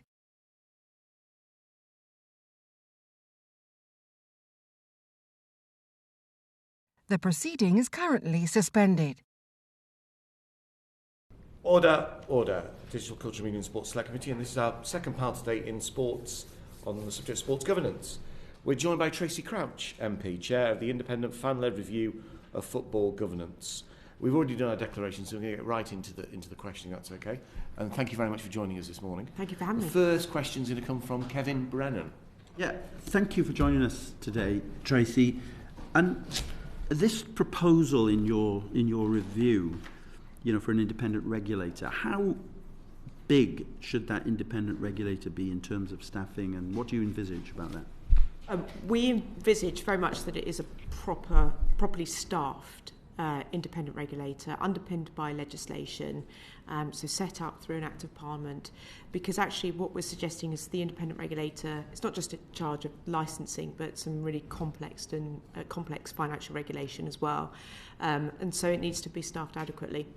Right, and can you give us any sort of idea what that means in practice? Have you got a picture in your mind of an office and a number of people working for the regulator? No, we didn't put a specific figure on it on purpose, but we think that it's bigger than perhaps what is envisaged by the Premier League, for example, who would like to. Well, they want to see an independent unit in the FA, so not built through legislation, but we certainly think that it's considerably bigger than that, and I think the thing is that these things can evolve over time in terms of their ability to sort of kind of deal with issues. So you could put a starting point of between 30 and 50 members of staff, and then see how it works out. 30 and 50 possibly as a starting point. Yeah. And would it be that if there were particular investigations that they had to do that were more complicated, that it ought to be possible for them to sort of expand a contract to do that, and how would that be funded if that happened? Well, the independent regulator will be funded by football clubs themselves through a levy that is on a sliding scale depending on broadcast income. And so, it would obviously, like all regulators, have the ability to manage its own finances in the future. It would, from a shadow regulatory perspective, because obviously we don't think that these things should wait until the legislation is passed, and actually a shadow regulator could be established straight away. The suggestion is that the Treasury would start that with its funding from HMT. Right, so you wouldn't ask the game to fund the shadow board? No. Or the shadow regulator. And in your mind, you say straight away, when does that mean? Straight away. I mean, there's no reason to... January? September? When? Why not? I mean, I think obviously government has said that it needs to look through the detail of the report. But I would hope that, my own view is that I hope that there will be legislation in the forthcoming Queen's speech to set up the independent regulator. Okay, and you've got a commitment from the Treasury that in the meantime they'll fund the shadow. I haven't got that commitment, no. You envisage that yeah. what ought to happen, right? Okay, but they haven't yet signed on the dotted line as far as that's concerned, right? Okay. And when they are investigated, should there be a separate appeals process if the regulator finds something that clubs are not happy with? Yeah, we put out some detail in the report about how investigations could work, and we also put out, the fact that there would be quite a decently sized advocacy aspect within the regulator, so that they can support clubs through some of the changes, particularly financial regulation changes, because we don't want clubs to fail.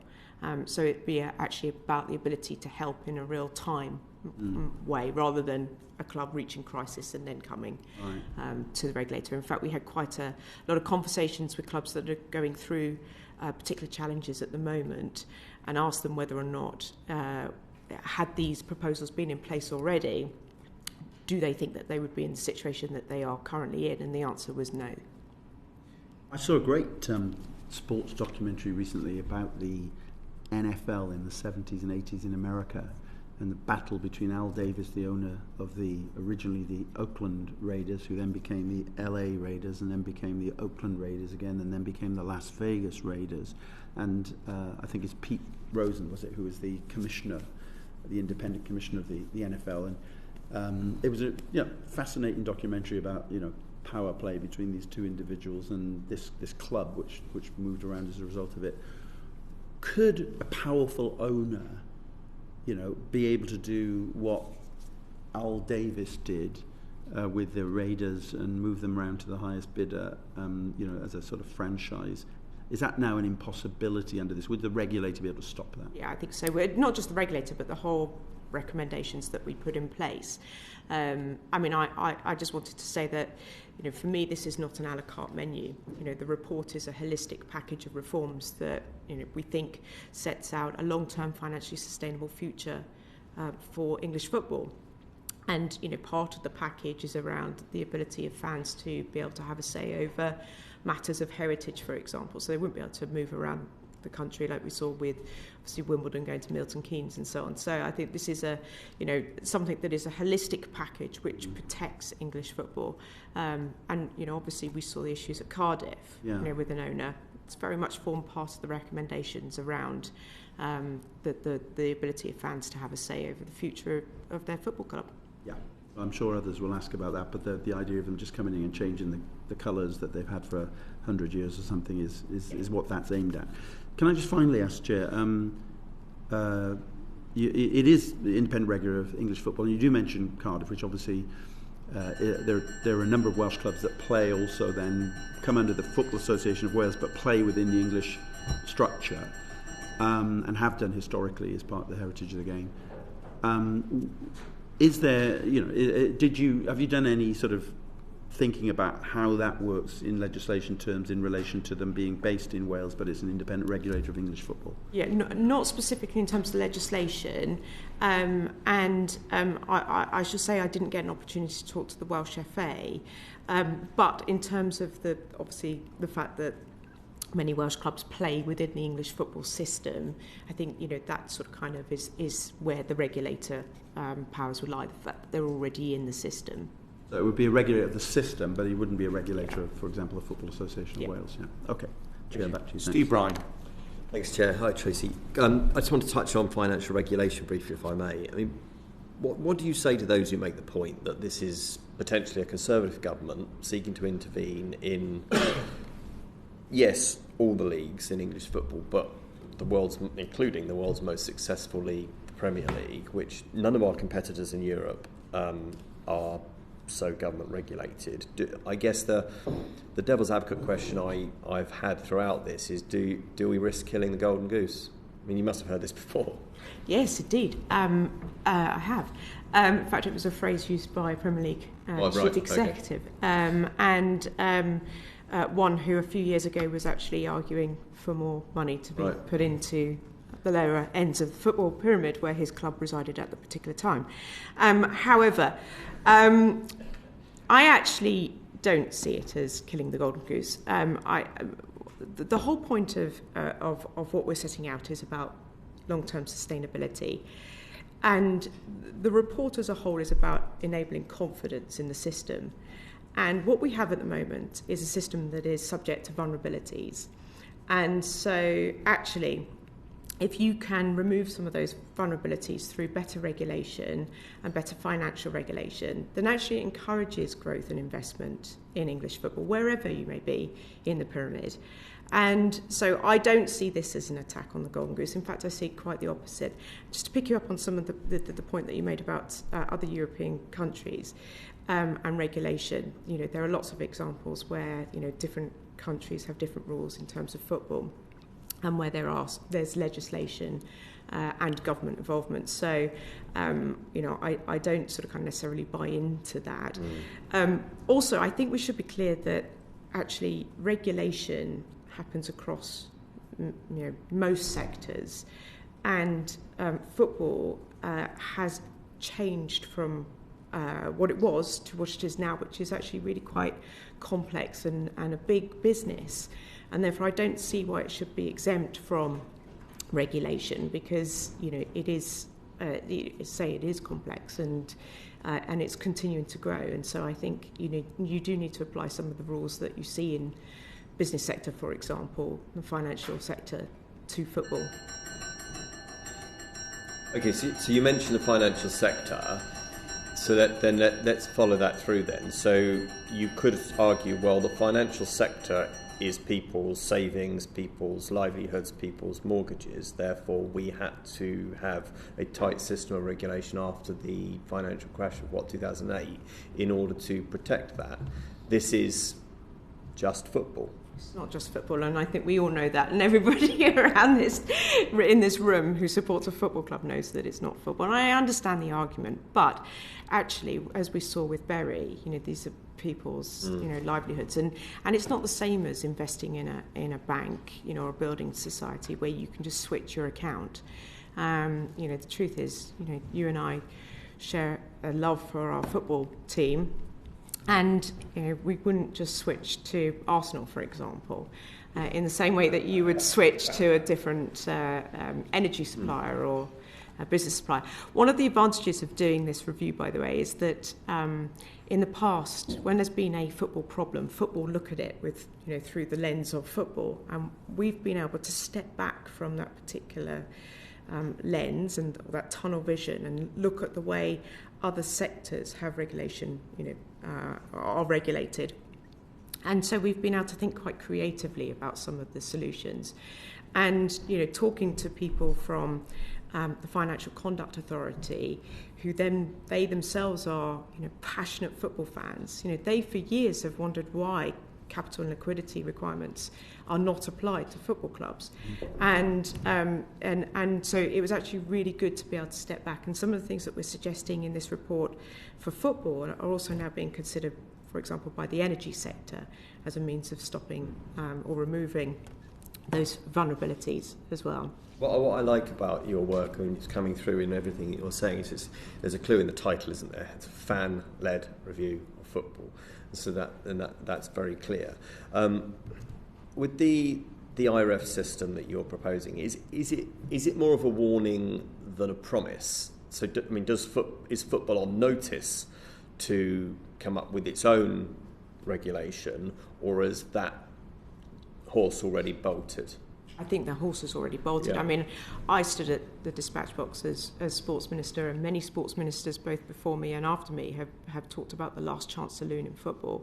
And I think we've given football enough chances, and they haven't proven themselves to in any shape or form in terms of reform and or independence or the seriousness of the situation. And actually, I think that this is the opportunity now to really grasp reform and put football, as I say, the whole pyramid, on a footing that gives it some real long-term sustainability. Just finally, I'm not suggesting that you've done any of this work, but maybe have you seen such? Does it exist? Has there been any sort of impact assessment around the impact on investment that you talked about? You said that other countries have different types of regulation and there's no evidence of an impact on investment. I just wonder, as much as it pains me to say it, Chelsea are an attractive, well-run, well-financed football club. Who I think will win the league. God, it hurts. And Manchester City the same. I just wonder, have you seen any impact assessment around investment? And would the transformation that we saw at Chelsea and City, would that be possible under the future? Absolutely, but just not just at Chelsea and City. As I said in an earlier reply, this is about giving confidence throughout the pyramid, and therefore I think that people coming in knowing that they are investing in a football pyramid that is well regulated, well governed, has rules that are applied to everybody in the same way, that it's not run by vested interests. I think that's a really attractive proposition for people wanting to invest in a football club. And just finally, it's the peak of the pyramid, because obviously one of the three pillars around which you launched this work was the failed Super League, which lasted 48 hours, didn't it? Is the peak of the pyramid of English football still connected to the pyramid, or is it like a triangle itself that's lifted above, to give you a visual image? Because it seems to me that there is already a Super League in English football, is that there are only really 3, maybe 4 clubs that can win the English Premier League. Sadly, ours is not one of them. Is there not already a Super League in English football? No, I don't think so. Actually, I still think we are arguably one of the most competitive Premier Leagues, if you like, elite leagues in Europe. And I think you only have to look at Germany, France and Spain to see that there is still the opportunity for other teams to win the league, Leicester being a classic example of that. And I look at the league at the moment and I sit there and I think that actually West Ham could win the league at the moment, sitting where they are. That pains me as much as... That's literally a tumbleweed has blown through the grid. Shall I leave now? Back to you, Chairman. Thank you. On that, as Alan Partridge would say, on that bombshell. Just to clarify something, in terms of the idea of a sort of golden share, the idea of effectively giving fans much more say in historical aspects of football clubs. So, we think about the Hull Tigers, that debacle. We also think about the ground itself and what happens to the ground. How does that interact with loans that have already been taken out against grounds and other facilities that are owned by football clubs? Well, it's the beauty of the regulator and the beauty of the system that is set up is that I think that it's quite agile to some of the things that already exist. So we're not asking, for anything different to be happening now. So the Chelsea pitch owners, for example, they have very kind of specific and niche kind of role in their football club.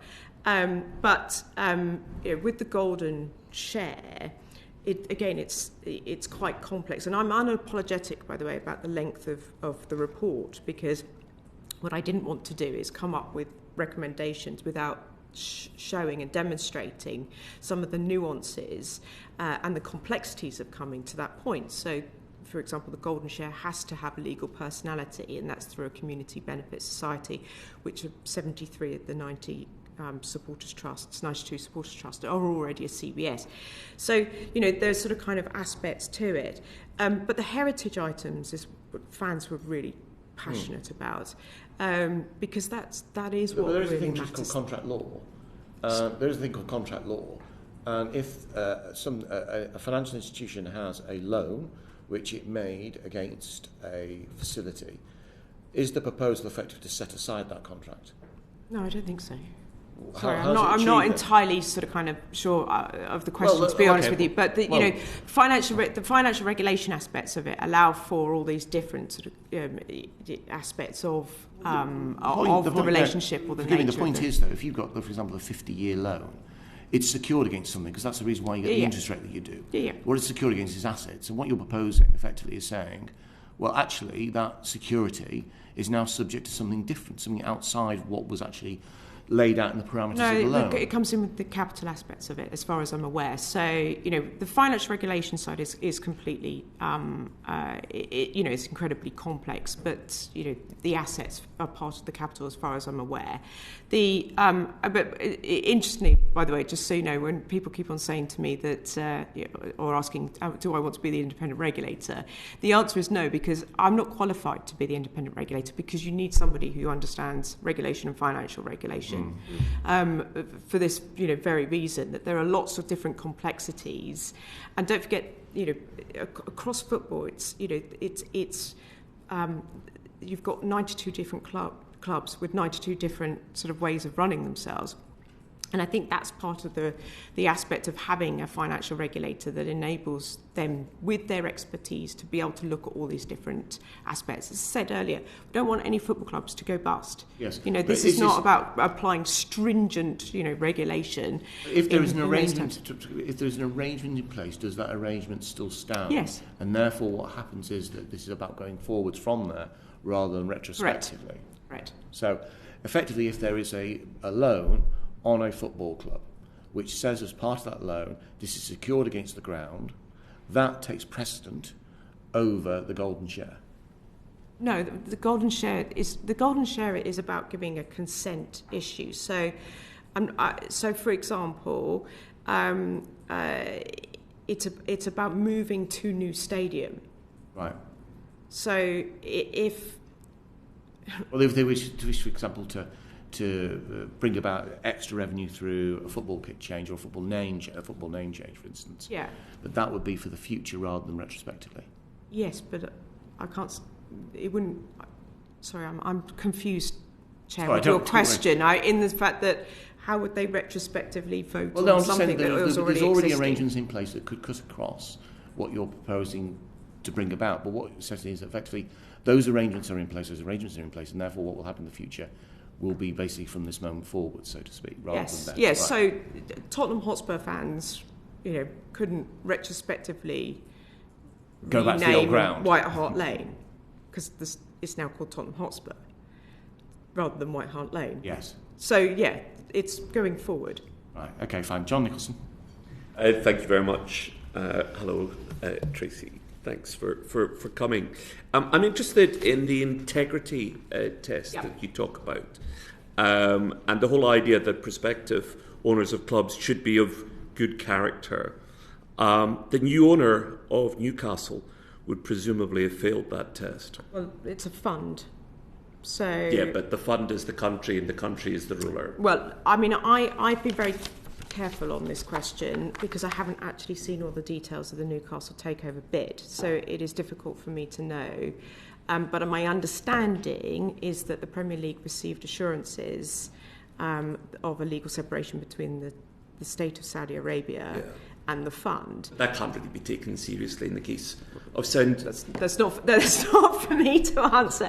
But in terms of the integrity test and the good character test, we haven't just made this up. This already exists in the banking, securities and insurance sector as a test. And so, it is a test that is applied in other regulated environments that we think can apply in terms of football as well. That's a wee bit worrying though, isn't it? Because that means that we would continue to take assurances from a country like Saudi Arabia given to the football authorities, which would still allow the whitewashing of the sports washing of cash from monstrous regimes like Saudi Arabia. Well, we can set out a test in terms of, for the ownership of a football club. I think it's, we've tried to make sure that there is a greater integrity test in the owners and directors test. And I don't know all the details of the takeover bid. I hear what you say, and I know that there is concern about the PIF takeover of Newcastle. Certainly is. But that wasn't for the report. And I have to say it was interesting because it happened in two parts. So we were taking evidence from Newcastle fans, for example, at the beginning of the process, who were desperately keen to have an outcome for the takeover bid because it was taking a very long time and there was potential, they considered a lack of transparency in the process. And then the takeover happened, and then we were taking evidence and hearing evidence from Premier League clubs who were concerned about the process. So it's sort of going, we fell into the sort of kind of halfway on each point, basically. But if the words good character are to mean anything at all, then I think most people would think if you chop someone's head off and dismember them, you're not a person of good character. I mean, that surely has to be a basic benchmark. Not quite sure I can answer that question for you. I mean, there is a criminal aspect to it. There's a relationship aspect to the integrity test, but it would be something for the financial regulator, for the independent regulator to look at. But the point about the owners and directors test is at the moment there are 3 different types of owners and directors test. We're recommending that is one test split into 2 parts, where you have obviously different skills to be an owner to a director. But it is an enhanced test with an enhanced good character and integrity aspect to it. So where does human rights fit in all of this? Because we're seeing clubs being bought over by foreign despots with appalling human rights records. Is there a place for human rights in football and in our determination to maintain high standards and integrity amongst directors and purchasers of clubs? I would actually personally flip that question around. We obviously didn't look at human rights as part of this particular review, but I would flip that around and say that football has a really important role to play in improving human rights in other parts of the world. How?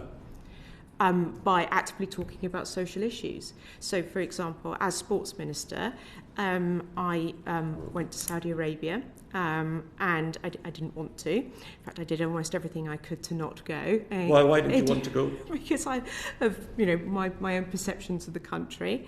But I went and I played football with girls in Saudi Arabia, and I talked to the sports minister at the time about women in sports stadia.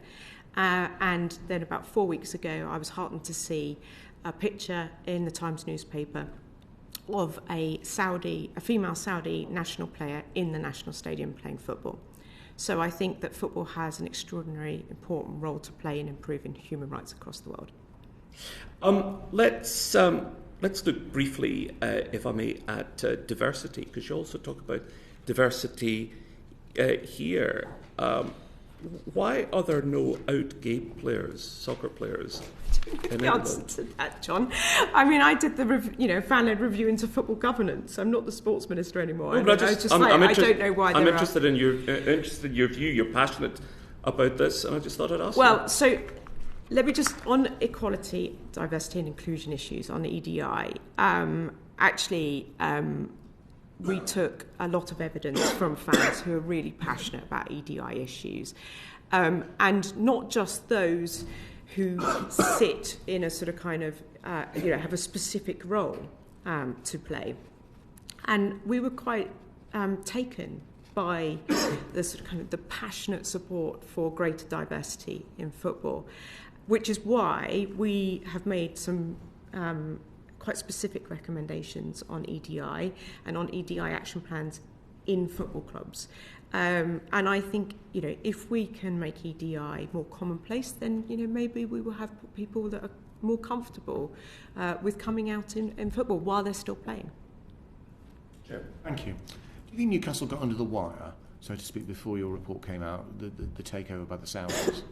I think it was a long time coming. I think from memory it was about 4 years, the Newcastle takeover, but it was a long time in the process. Yeah, but there was a certain amount of way in which it was. I mean, do you envisage that after what you have, the review is enacted, holistically, would you think that the Saudis would still be able to take over Newcastle? I don't know, because we talk about this, the Saudis taking over Newcastle, and many people obviously still think that is the case. But as I say, the Premier League had legal assurances that it is a separation from the state. I haven't seen those legal assurances. I don't know the detail of that. So you're asking me questions that I can't answer. Those are questions for the Premier League, I'm afraid. But what I do know is that the way this is set up, there'll be greater transparency. You remove the vested interests. You've got a good character test that is being applied elsewhere in other regulated environments. So, you know, that's the way I see it, is that we're trying to put the best possible test in place that would certainly, the way I put it, would stress tested the takeover bid, I think, more than perhaps it has at the moment. Live effort. Thank you, Chair. Congratulations on getting your report out in such a relatively short space of time, because we often see these reports in various, areas where government announce a report and then it's 2 years later before you get it. So congratulations and well done on what you've achieved. But I've got to ask you this question. Are you or have you ever been a communist?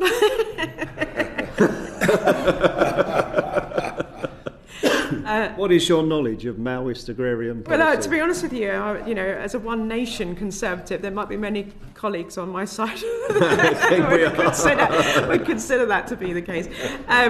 No, I have never been a communist. I mean, I thought it was a tad extreme of a sort of kind of comparison, but there we are. I mean, all I'm trying to do is get some money down the football pyramid. So was the response to the Premier League always predictable, no matter what you came up with?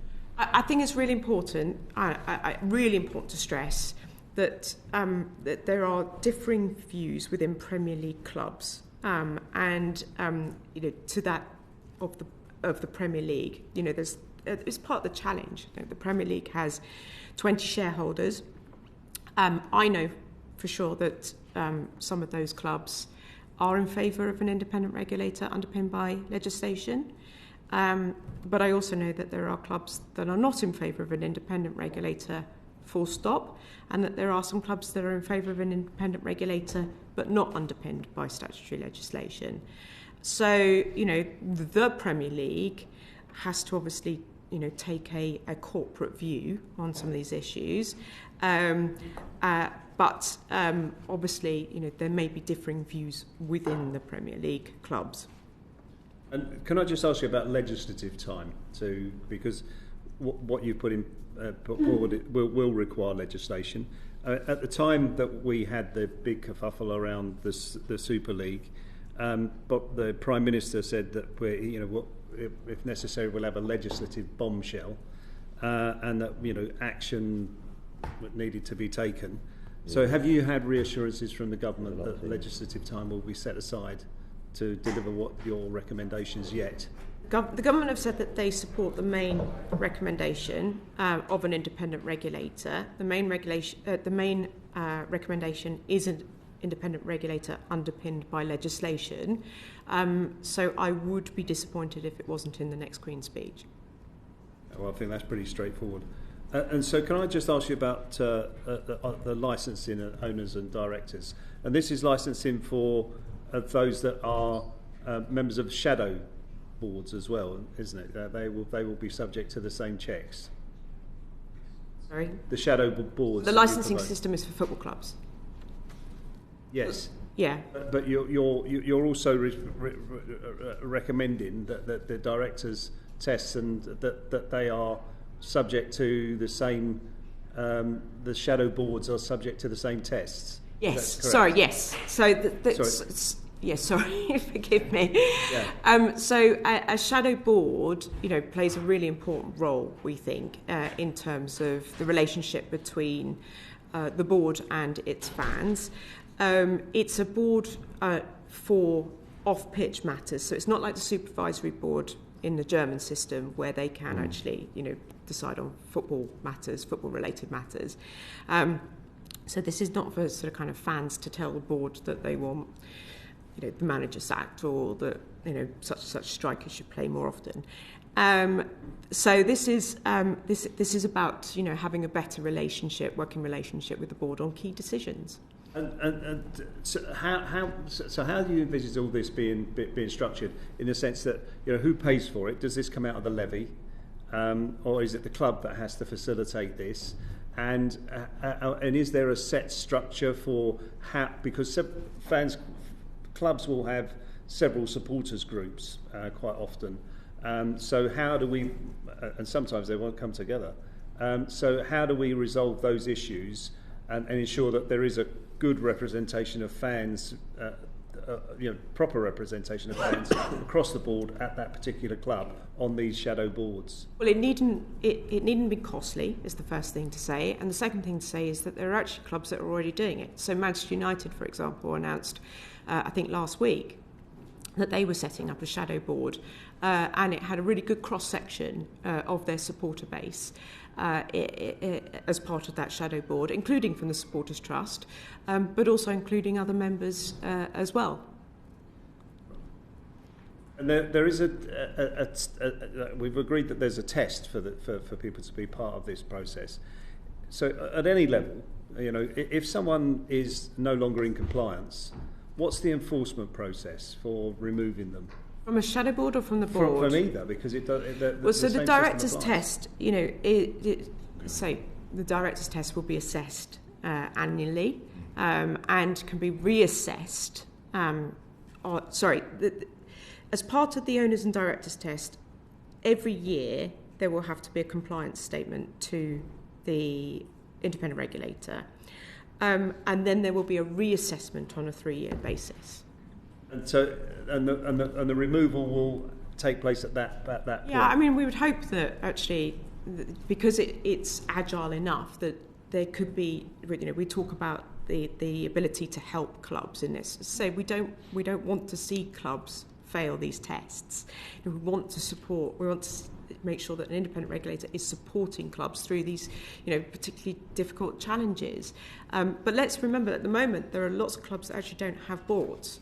So, we want to make sure that we encourage clubs through the licensing system to have good corporate governance in place. I don't think it's a particularly onerous thing to ask for there to be an actual board in a football club that can challenge some of the decisions that are being made. And in terms of diversity, will there be requirements on diversity in these, and that will include both? Yeah.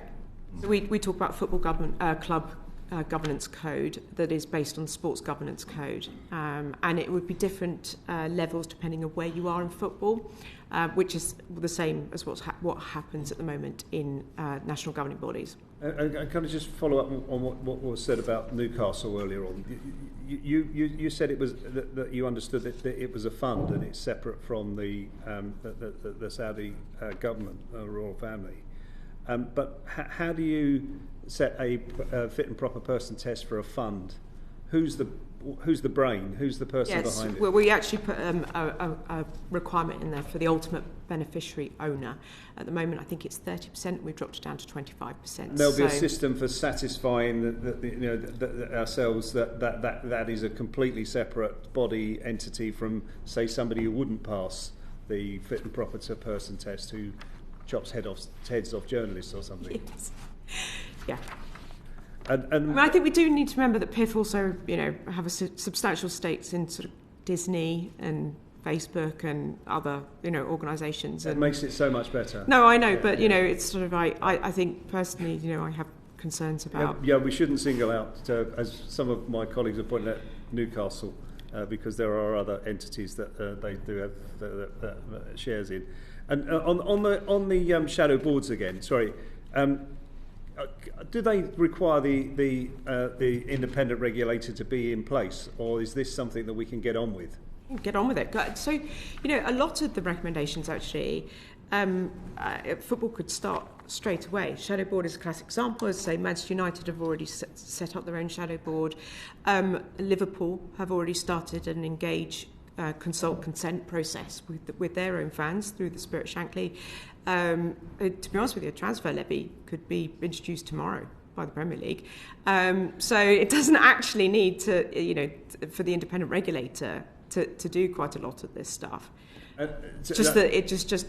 They're not doing it. So clearly an independent regulator is needed to make them do it. And in terms of the shadow IRF, is that similarly? You think the Treasury should agree the funding, and we should start to get that in place ASAP? I'm sure it won't endear me to the Treasury, but yes, I think it could start straight away. Okay, thank you, Chair. Yeah, just to follow up on that, and then also another point as well in terms of your package of measures. You did mention earlier about the fact that you wanted the seed money effectively to come for the shadow regulator, if you like, to come from HMT. Yep. Should it not be the case that once the regulator is set up, and a levy put on football, that money is refunded to the taxpayer. It's a simple concept. If you're taking, say, £5-10 million of taxpayers' money in order to set this up, I mean, many people would feel that's quite really is not a good thing, considering the huge amount of money that's in the Premier League, for instance. Should it not be the case that once the regulator is set up, the levy is set at a level so that HMT gets the money back? I don't see why that. If that was a requirement of the Treasury, then it wouldn't. You don't think it would spoil any part of your report, though? Yeah, I don't think it's too difficult. Because I think it would. Because you know how difficult it is getting money out of the Treasury. That may be a way of getting it. If I was to pluck a figure out the air, anyway, and what I would think is required from the Treasury, I think it would probably be in the region of about £5 million, which, as we know, is not a huge number in the scale of things for the Treasury. But the CMS doesn't generally get to sign off more than £5 million. No, I know, I've been there. Yeah. But I do sit there and think that it is perfectly possible for the Treasury to start the process. If it wants to do it as a loan, then that could be something that happens. We didn't make those specific points in the report. Yeah, I just think many people would feel that just handing over £5 million to football is frankly a little bit insulting, considering well, I was minister at the time that the Treasury decided to give £5 million to China to improve their own grassroots football. So I feel that we could possibly have the Treasury a whole conversation there about Ugandan girl bands and that sort of thing, can't we? And overseas development aid, for example. What parts of the package do you think is going to be are going to get the real ire of the big clubs? Which are the ones that you're going to get the most pushback on, and what would you say in response to such pushback? So my understanding is that the Premier League, from their meeting on Friday, is going to argue very strongly for the independent regulator to not be set up by legislation. And I think we've seen some of that commentary in relation to being accused of being North Korean and so on. So I think that they will push back very, very hard on the statutory aspect of the independent regulator, and would rather that it was a unit within the Football Association. And obviously the other part that we've seen some commentary on is around the transfer levy, which is interesting because it was actually proposed by a Premier League club.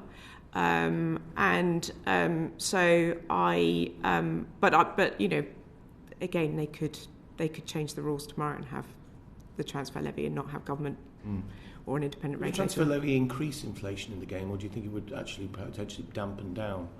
I don't think it'll have any effect whatsoever, to be honest with you. Pretty neutral. I mean, I think that not on international transfers.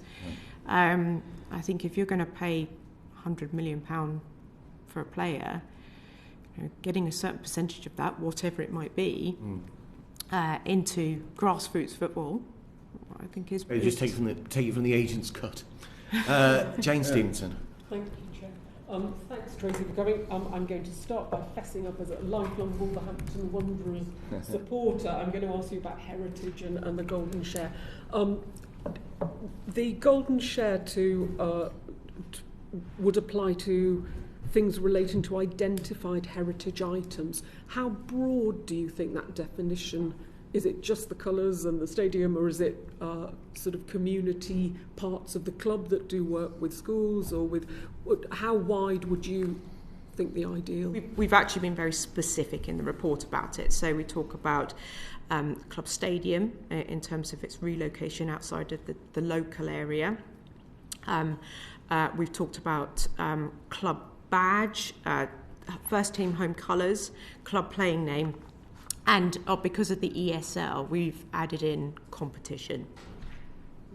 Thank you. And with the creation of a sort of fan-led, do you think it's important that we include as many fans as possible? It looks very broad definition. I know at Wolves they include all fans now. They've moved from a parliament to a much wider fan base. Should there be a minimum, if it does come down to a vote by fans, do you think it's a 50% of whoever votes, or should there be a minimum? You need to get a certain volume of supporters behind it. We actually, again, in the report, we talk about the fact that it could be a member of a supporters trust, a season ticket holder, and somebody who's been to one home game within the season. Because actually there are, lots of, different aspects to being a fan. I think obviously, if you know that by joining a supporters trust that you then have the ability to vote in, potentially vote in a golden share issue. And let's be clear, this is not going to be happening all the time. It's a once in a blue moon event, but or at least we hope it would be a once in a blue moon event. But if you know that you have an actual kind of power through that joining a supporters trust, then it may well enhance the supporters trust. But we thought it was really important to broaden it out just from the supporters trust. I'm a season ticket holder, but I'm not a member of the supporters trust, for example, at my own club. So we needed to make sure we do reflect the fan base as much as possible. Should there be a minimum number of people participating in those decisions? I'm sure from memory that in the 162-page report that we do reference that, but I can't remember it off the top of my head. Thank you. And is it just? It would be very occasional, from what I understand. It's just a one-way street. Is there any concern that a supporters trust could become an activist sort of method and start demanding things back from clubs? And would it be a two-way street? It's a two-way thing. And I think the thing is that actually, by and large, most clubs get on really well with their supporters trusts, and that they do have a positive engagement. I think actually the big six from the ESL, Ferrari have improved relations with their supporters post the attempt earlier this year. But I think it's a combination of the shadow board and the golden share, and that general kind of recognition that fans are incredibly important to the future of their club. That I think that there will be a much better productive relationship. Do you think, finally, that is there any onus to make sure that the people leading the supporters bands, is there any requirement to make sure that's diverse, if it takes in different... do you think it goes far enough? Yeah, the FSA are working incredibly hard to make sure that they are supporting their own supporters trusts, and I think that by giving them more power and responsibility comes with that the need for example, greater democracy, or certainly the improvement of the accountability and the option in terms of actually transparency within the supporters trust as well. And the FSA are working incredibly hard to make sure that they are supporting their supporters trust in their own development. Thank you, Chair. Thank you, Damien Green. Thank you, Chair. In the context of this being a fan-led review, and there's lots of really good stuff in it, it strikes me that one of the paradoxes that you perhaps haven't managed to solve, and it may not be soluble, is that when you punish a club because the owners have done something reprehensible or reckless, you punish the fans. And I mean, is that just insoluble?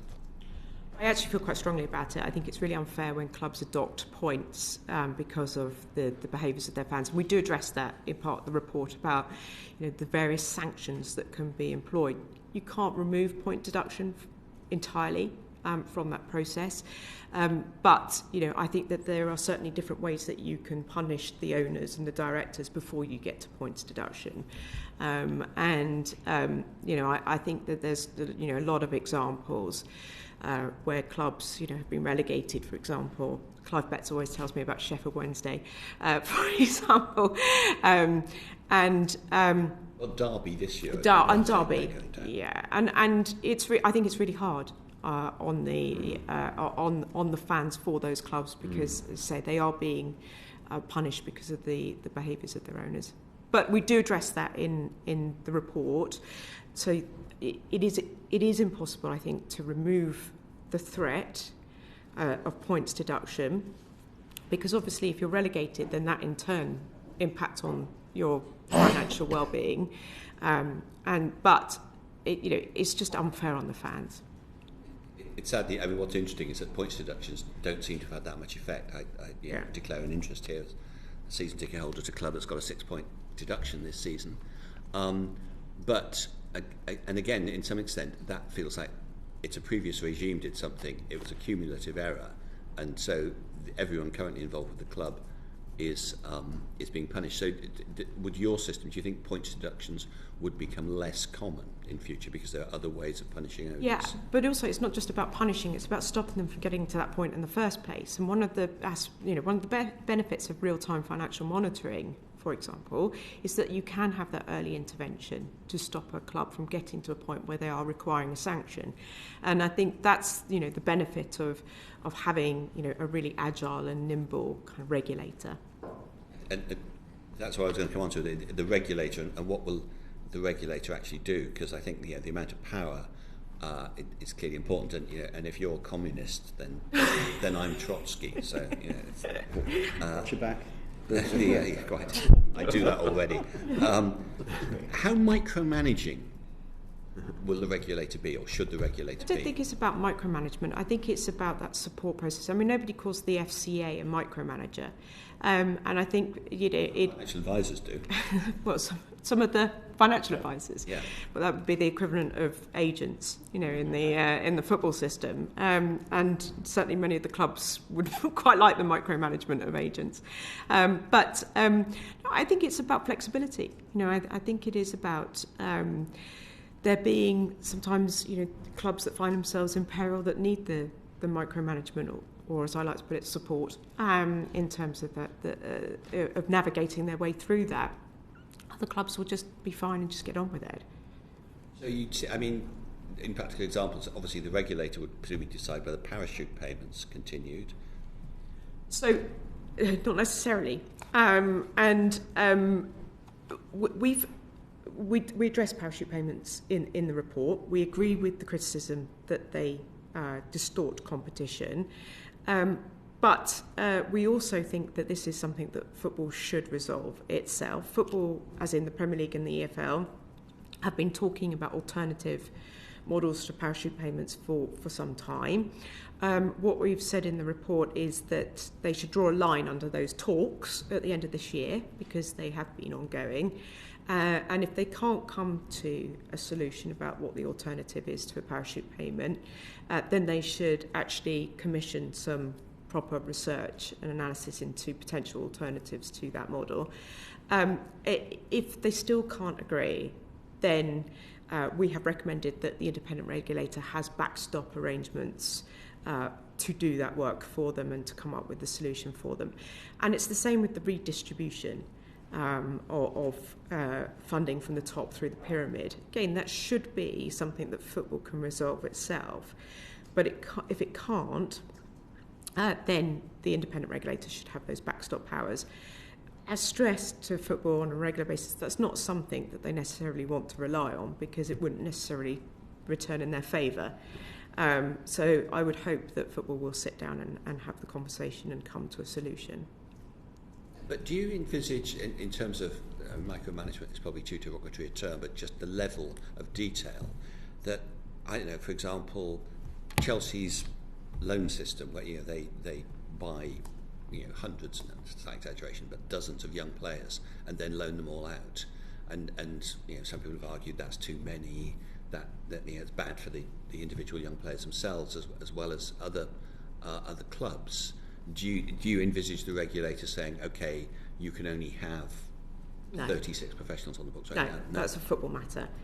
Right. And some of the criticism by chief execs post the publication of the report kind of made it very clear, with similar attack on this, made it actually clear that they hadn't read the report. Because we make it very clear within the report that this is not about football matters.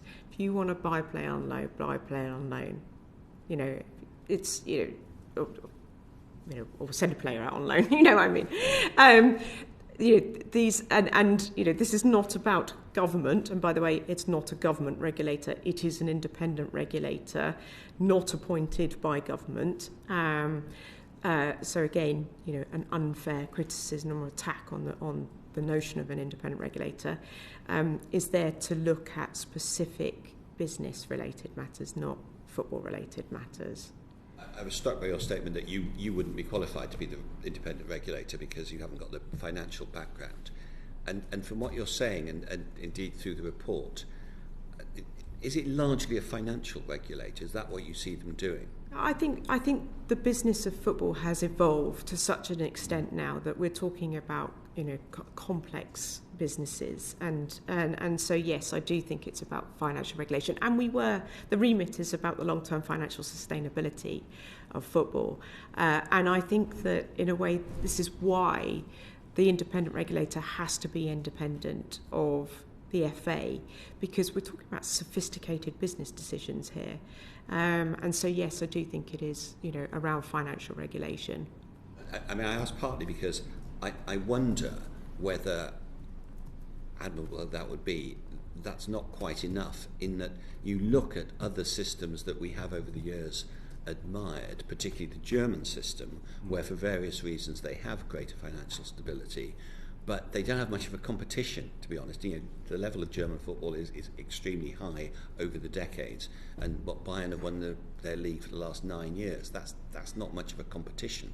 And I almost feel that, as well as a financial regulator, some thought should be given to a sort of competition regulator to actually interfere a bit in the footballing decisions, the sort of things we've been talking about, to avoid, if we ever got to the stage where, like in Spain, 2 clubs dominate everything. We've got 3, 4. I know Tottenham and Arsenal think they're part of the Big Six, but others would disagree. But at least that's a competition. We're sitting here today in December, not knowing who's going to win the league this year. That's quite exciting. I think the Premier League would argue that they are the competition regulator, and I think they would be right to argue that. I think the Premier League. I think we as part of the evidence, we took from fans, particularly where there was that the football clubs had faced some sort of kind of perilous situation, and they would go to the football authority that was relevant to them, and they would say, we are the competition organiser and regulator, and I think that's right. I think the EFL and the Premier League are the competition regulators. Do you think they're good at that? Yeah, actually, I do. Yeah, I do, and I think the Premier League is the best league in the world. It is exceptionally good at promoting the Premier League, and that is why it's the wealthiest league in the world. It's why we attract the best talent. It is competitive, it's exciting, and you only have to see in terms of its broadcast income and the new broadcasting deal that's done with the US state that its value is continuing to grow. And I think the Premier League is very, very good at that. What I think is less good at is some of the regulation around the financial regulation and owners and directors and so on. And I think that that's why you need an independent regulator, where the vested interests of the 20 clubs within the Premier League are completely removed, and that they are transparent. The decisions are being made in a transparent and equal way. Thank you, Julie Elliott. Thank you, Chair. Tracey, I want to move on to something completely different, women's football. Mm-hmm. We're at the backdrop of attendance going up massively, 40,000 there on Sunday, huge thing, and you've come to the conclusion that it needs its own review. Did you get to that conclusion by the weight of evidence in the survey, or was it your view as you moved into the review? Both. If it's possible to answer both with that. Actually, we took evidence from many fans, not just fans who were solely interested in women's football, hasten to add, fans who were interested in football but also brought up women's football as part of their evidence. And what was clear is that actually, as we were going forward, a lot of people were desperate to see women's football teams not go into the same situation that men's football clubs have gone into. But then there was also a debate as to whether or not women's football should also be aligned to men's football clubs and so on. And it just actually became more complex and deeper than what we had originally anticipated. We wanted to look at women's football as part of the review. but then it just became quite clear as the evidence moved on that it needed something completely separate.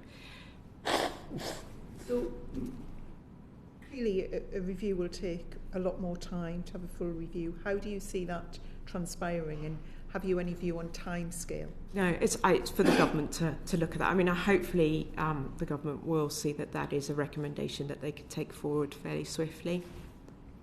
And have you had any feedback from government on that element of the report? No. The only feedback I've had is that they agree with the primary recommendation around the independent regulator. And have you any idea, in saying that, then, how we make sure that something does happen to looking at the future of women's football if we've had no response and in the end you've concluded it was a bigger thing than to be in this report? How do we ensure that that just doesn't disappear into the ether?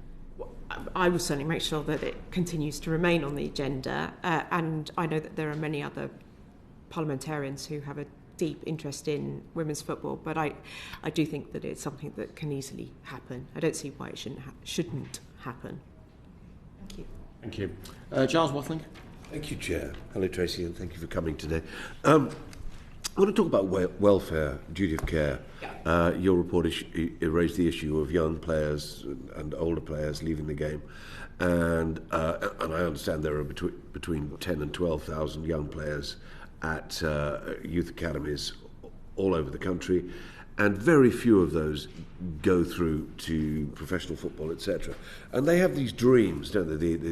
They're dreaming of a professional career. They're going to follow their heroes, and they tend to put all their eggs in one basket on a lot of occasions, and then suddenly they're dropped.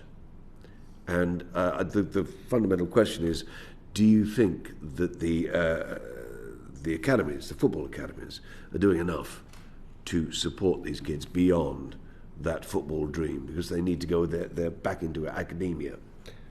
I think there are some really good examples of football clubs where they are doing that they are seeing the youngster, as a whole, and looking at their development in a holistic way. I went to see the Man City Academy, and I would say that the new systems that they've got in place, are excellent in terms of what they're doing to support young players. I wouldn't necessarily say that that's applied as a standard across the board, although many would. I would say most do make sure that their youngsters are still in education, and a lot of the time, particularly in clubs further down the pyramid where they have academies, education is often used as part of the sort of kind of carrot and stick approach to players, but it can be better, much better. And you're right in terms of outcomes. I think it's less than 2% of youngsters will play in the Premier League, for example. And we need to make sure that the player welfare system, we need a comprehensive player welfare system. But I wouldn't sit here and say it's all dreadful, because it's not.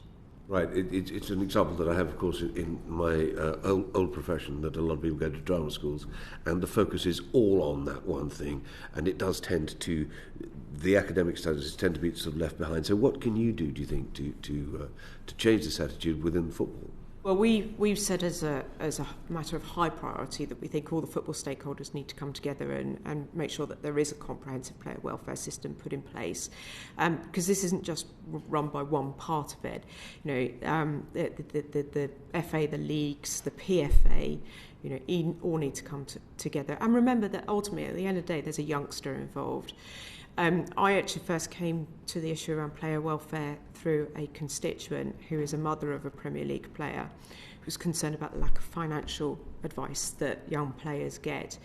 And, we all know what we were like as teenagers getting our first, paycheck and how exciting it was, and how you went and blew it immediately. About my background, but imagine if you're a young footballer and you're suddenly on £1,000 a week or whatever, and and yet with no concept that your playing career is likely to be incredibly short, and so what to do with it. So I think financial advice is a really important part of that, but also mental health support as well. And we have seen some I'm afraid, some You tragedies. mentioned the PFA, the Professional Footballers Association, and there was actually very little mention of it in your review, in the report, with regard to these issues. Do you think they're doing enough, or are they failing as a players' union? I think the PFA are going through reformation right now, actually. They're evolving, they've got new leadership, and they are putting in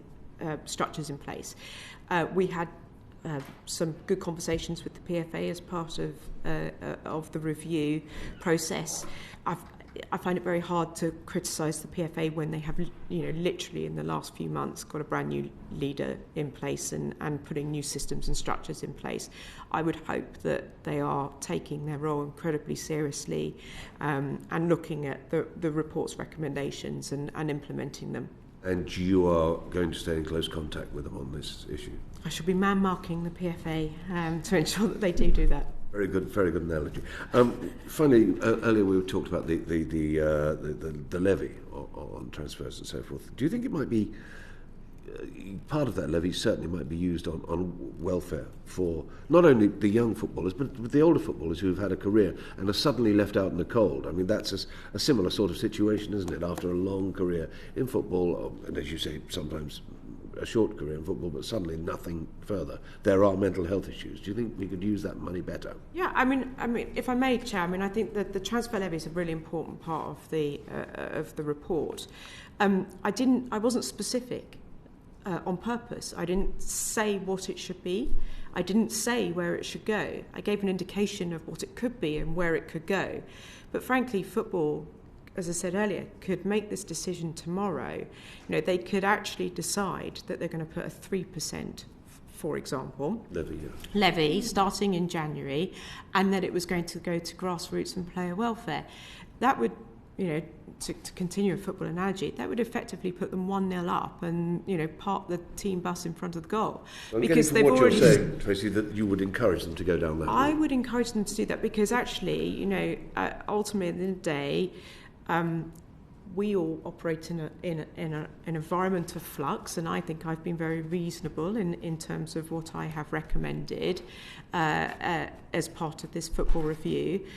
But if there were to be an election, and if, God forbid, the Conservative Party wasn't to be re-elected, then if you want to see communism or Maoism in place in terms of a Premier League transfer levy, wait and see. Right? Yeah, and I'm just sitting there thinking, you could, as the Premier League, you could introduce it now, and you could say you've done it, and it's done. Okay, thank you, Chair. Kevin Brennan. I think that was a slightly. Just for the record. For the record, I don't think many people think Comrade Keir is a communist, but just wanted to. There's always been a lot of money around in football. Tracey, in fact, I've just been reading Chris Evans, our colleague MP's interesting biography of Don Revie, and that sort of certainly reveals. You're getting commissioned because I'm sure you've mentioned it twice now. I'm not getting commissioned, but it's an interesting book. I think we should support our colleagues' creative efforts. But what I wanted to ask you was why. There was a case, wasn't there, yesterday where an agent called Dax Price got a 9-year ban from football, as well as a coach, Tommy Wright, got a 6-year ban from football just yesterday because of breaches that were found to be, found guilty of under the Bribery Act, as I understand it. Why hasn't your report been able to do anything about the scandal of football agents? Oh, it does. We have a recommendation on agents. What is it? In it. It's that the government should explore ways to support the regulation of football agents operating in English football by working with the relevant authorities, including FIFA. So we took evidence from Premier League clubs and indeed other clubs in the pyramid who all raised concerns about agents. But there was also a recognition from those clubs that FIFA is looking at doing something on agents. And one of the things that I was desperate to do is to ensure that through the report we don't make English football any less competitive or put it at an international competitive disadvantage to other parts of football. And agents operate across all countries. And so what I didn't want to do is recommend something that was unique to English football that wasn't necessarily happening across other parts of European football predominantly. And given the fact that FIFA are looking at this, we thought it was only best that, you know, government work with FIFA in terms of supporting what it is that they come up with. But there is a desperate plea from clubs for something to be done on agents. We'll see. Okay, thank you. Thank you. That concludes our session. Tracey Cratchit, thank you very much for your evidence today. Order, order.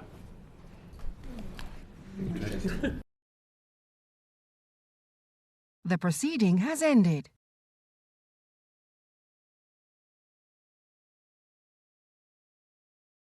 The proceeding has ended.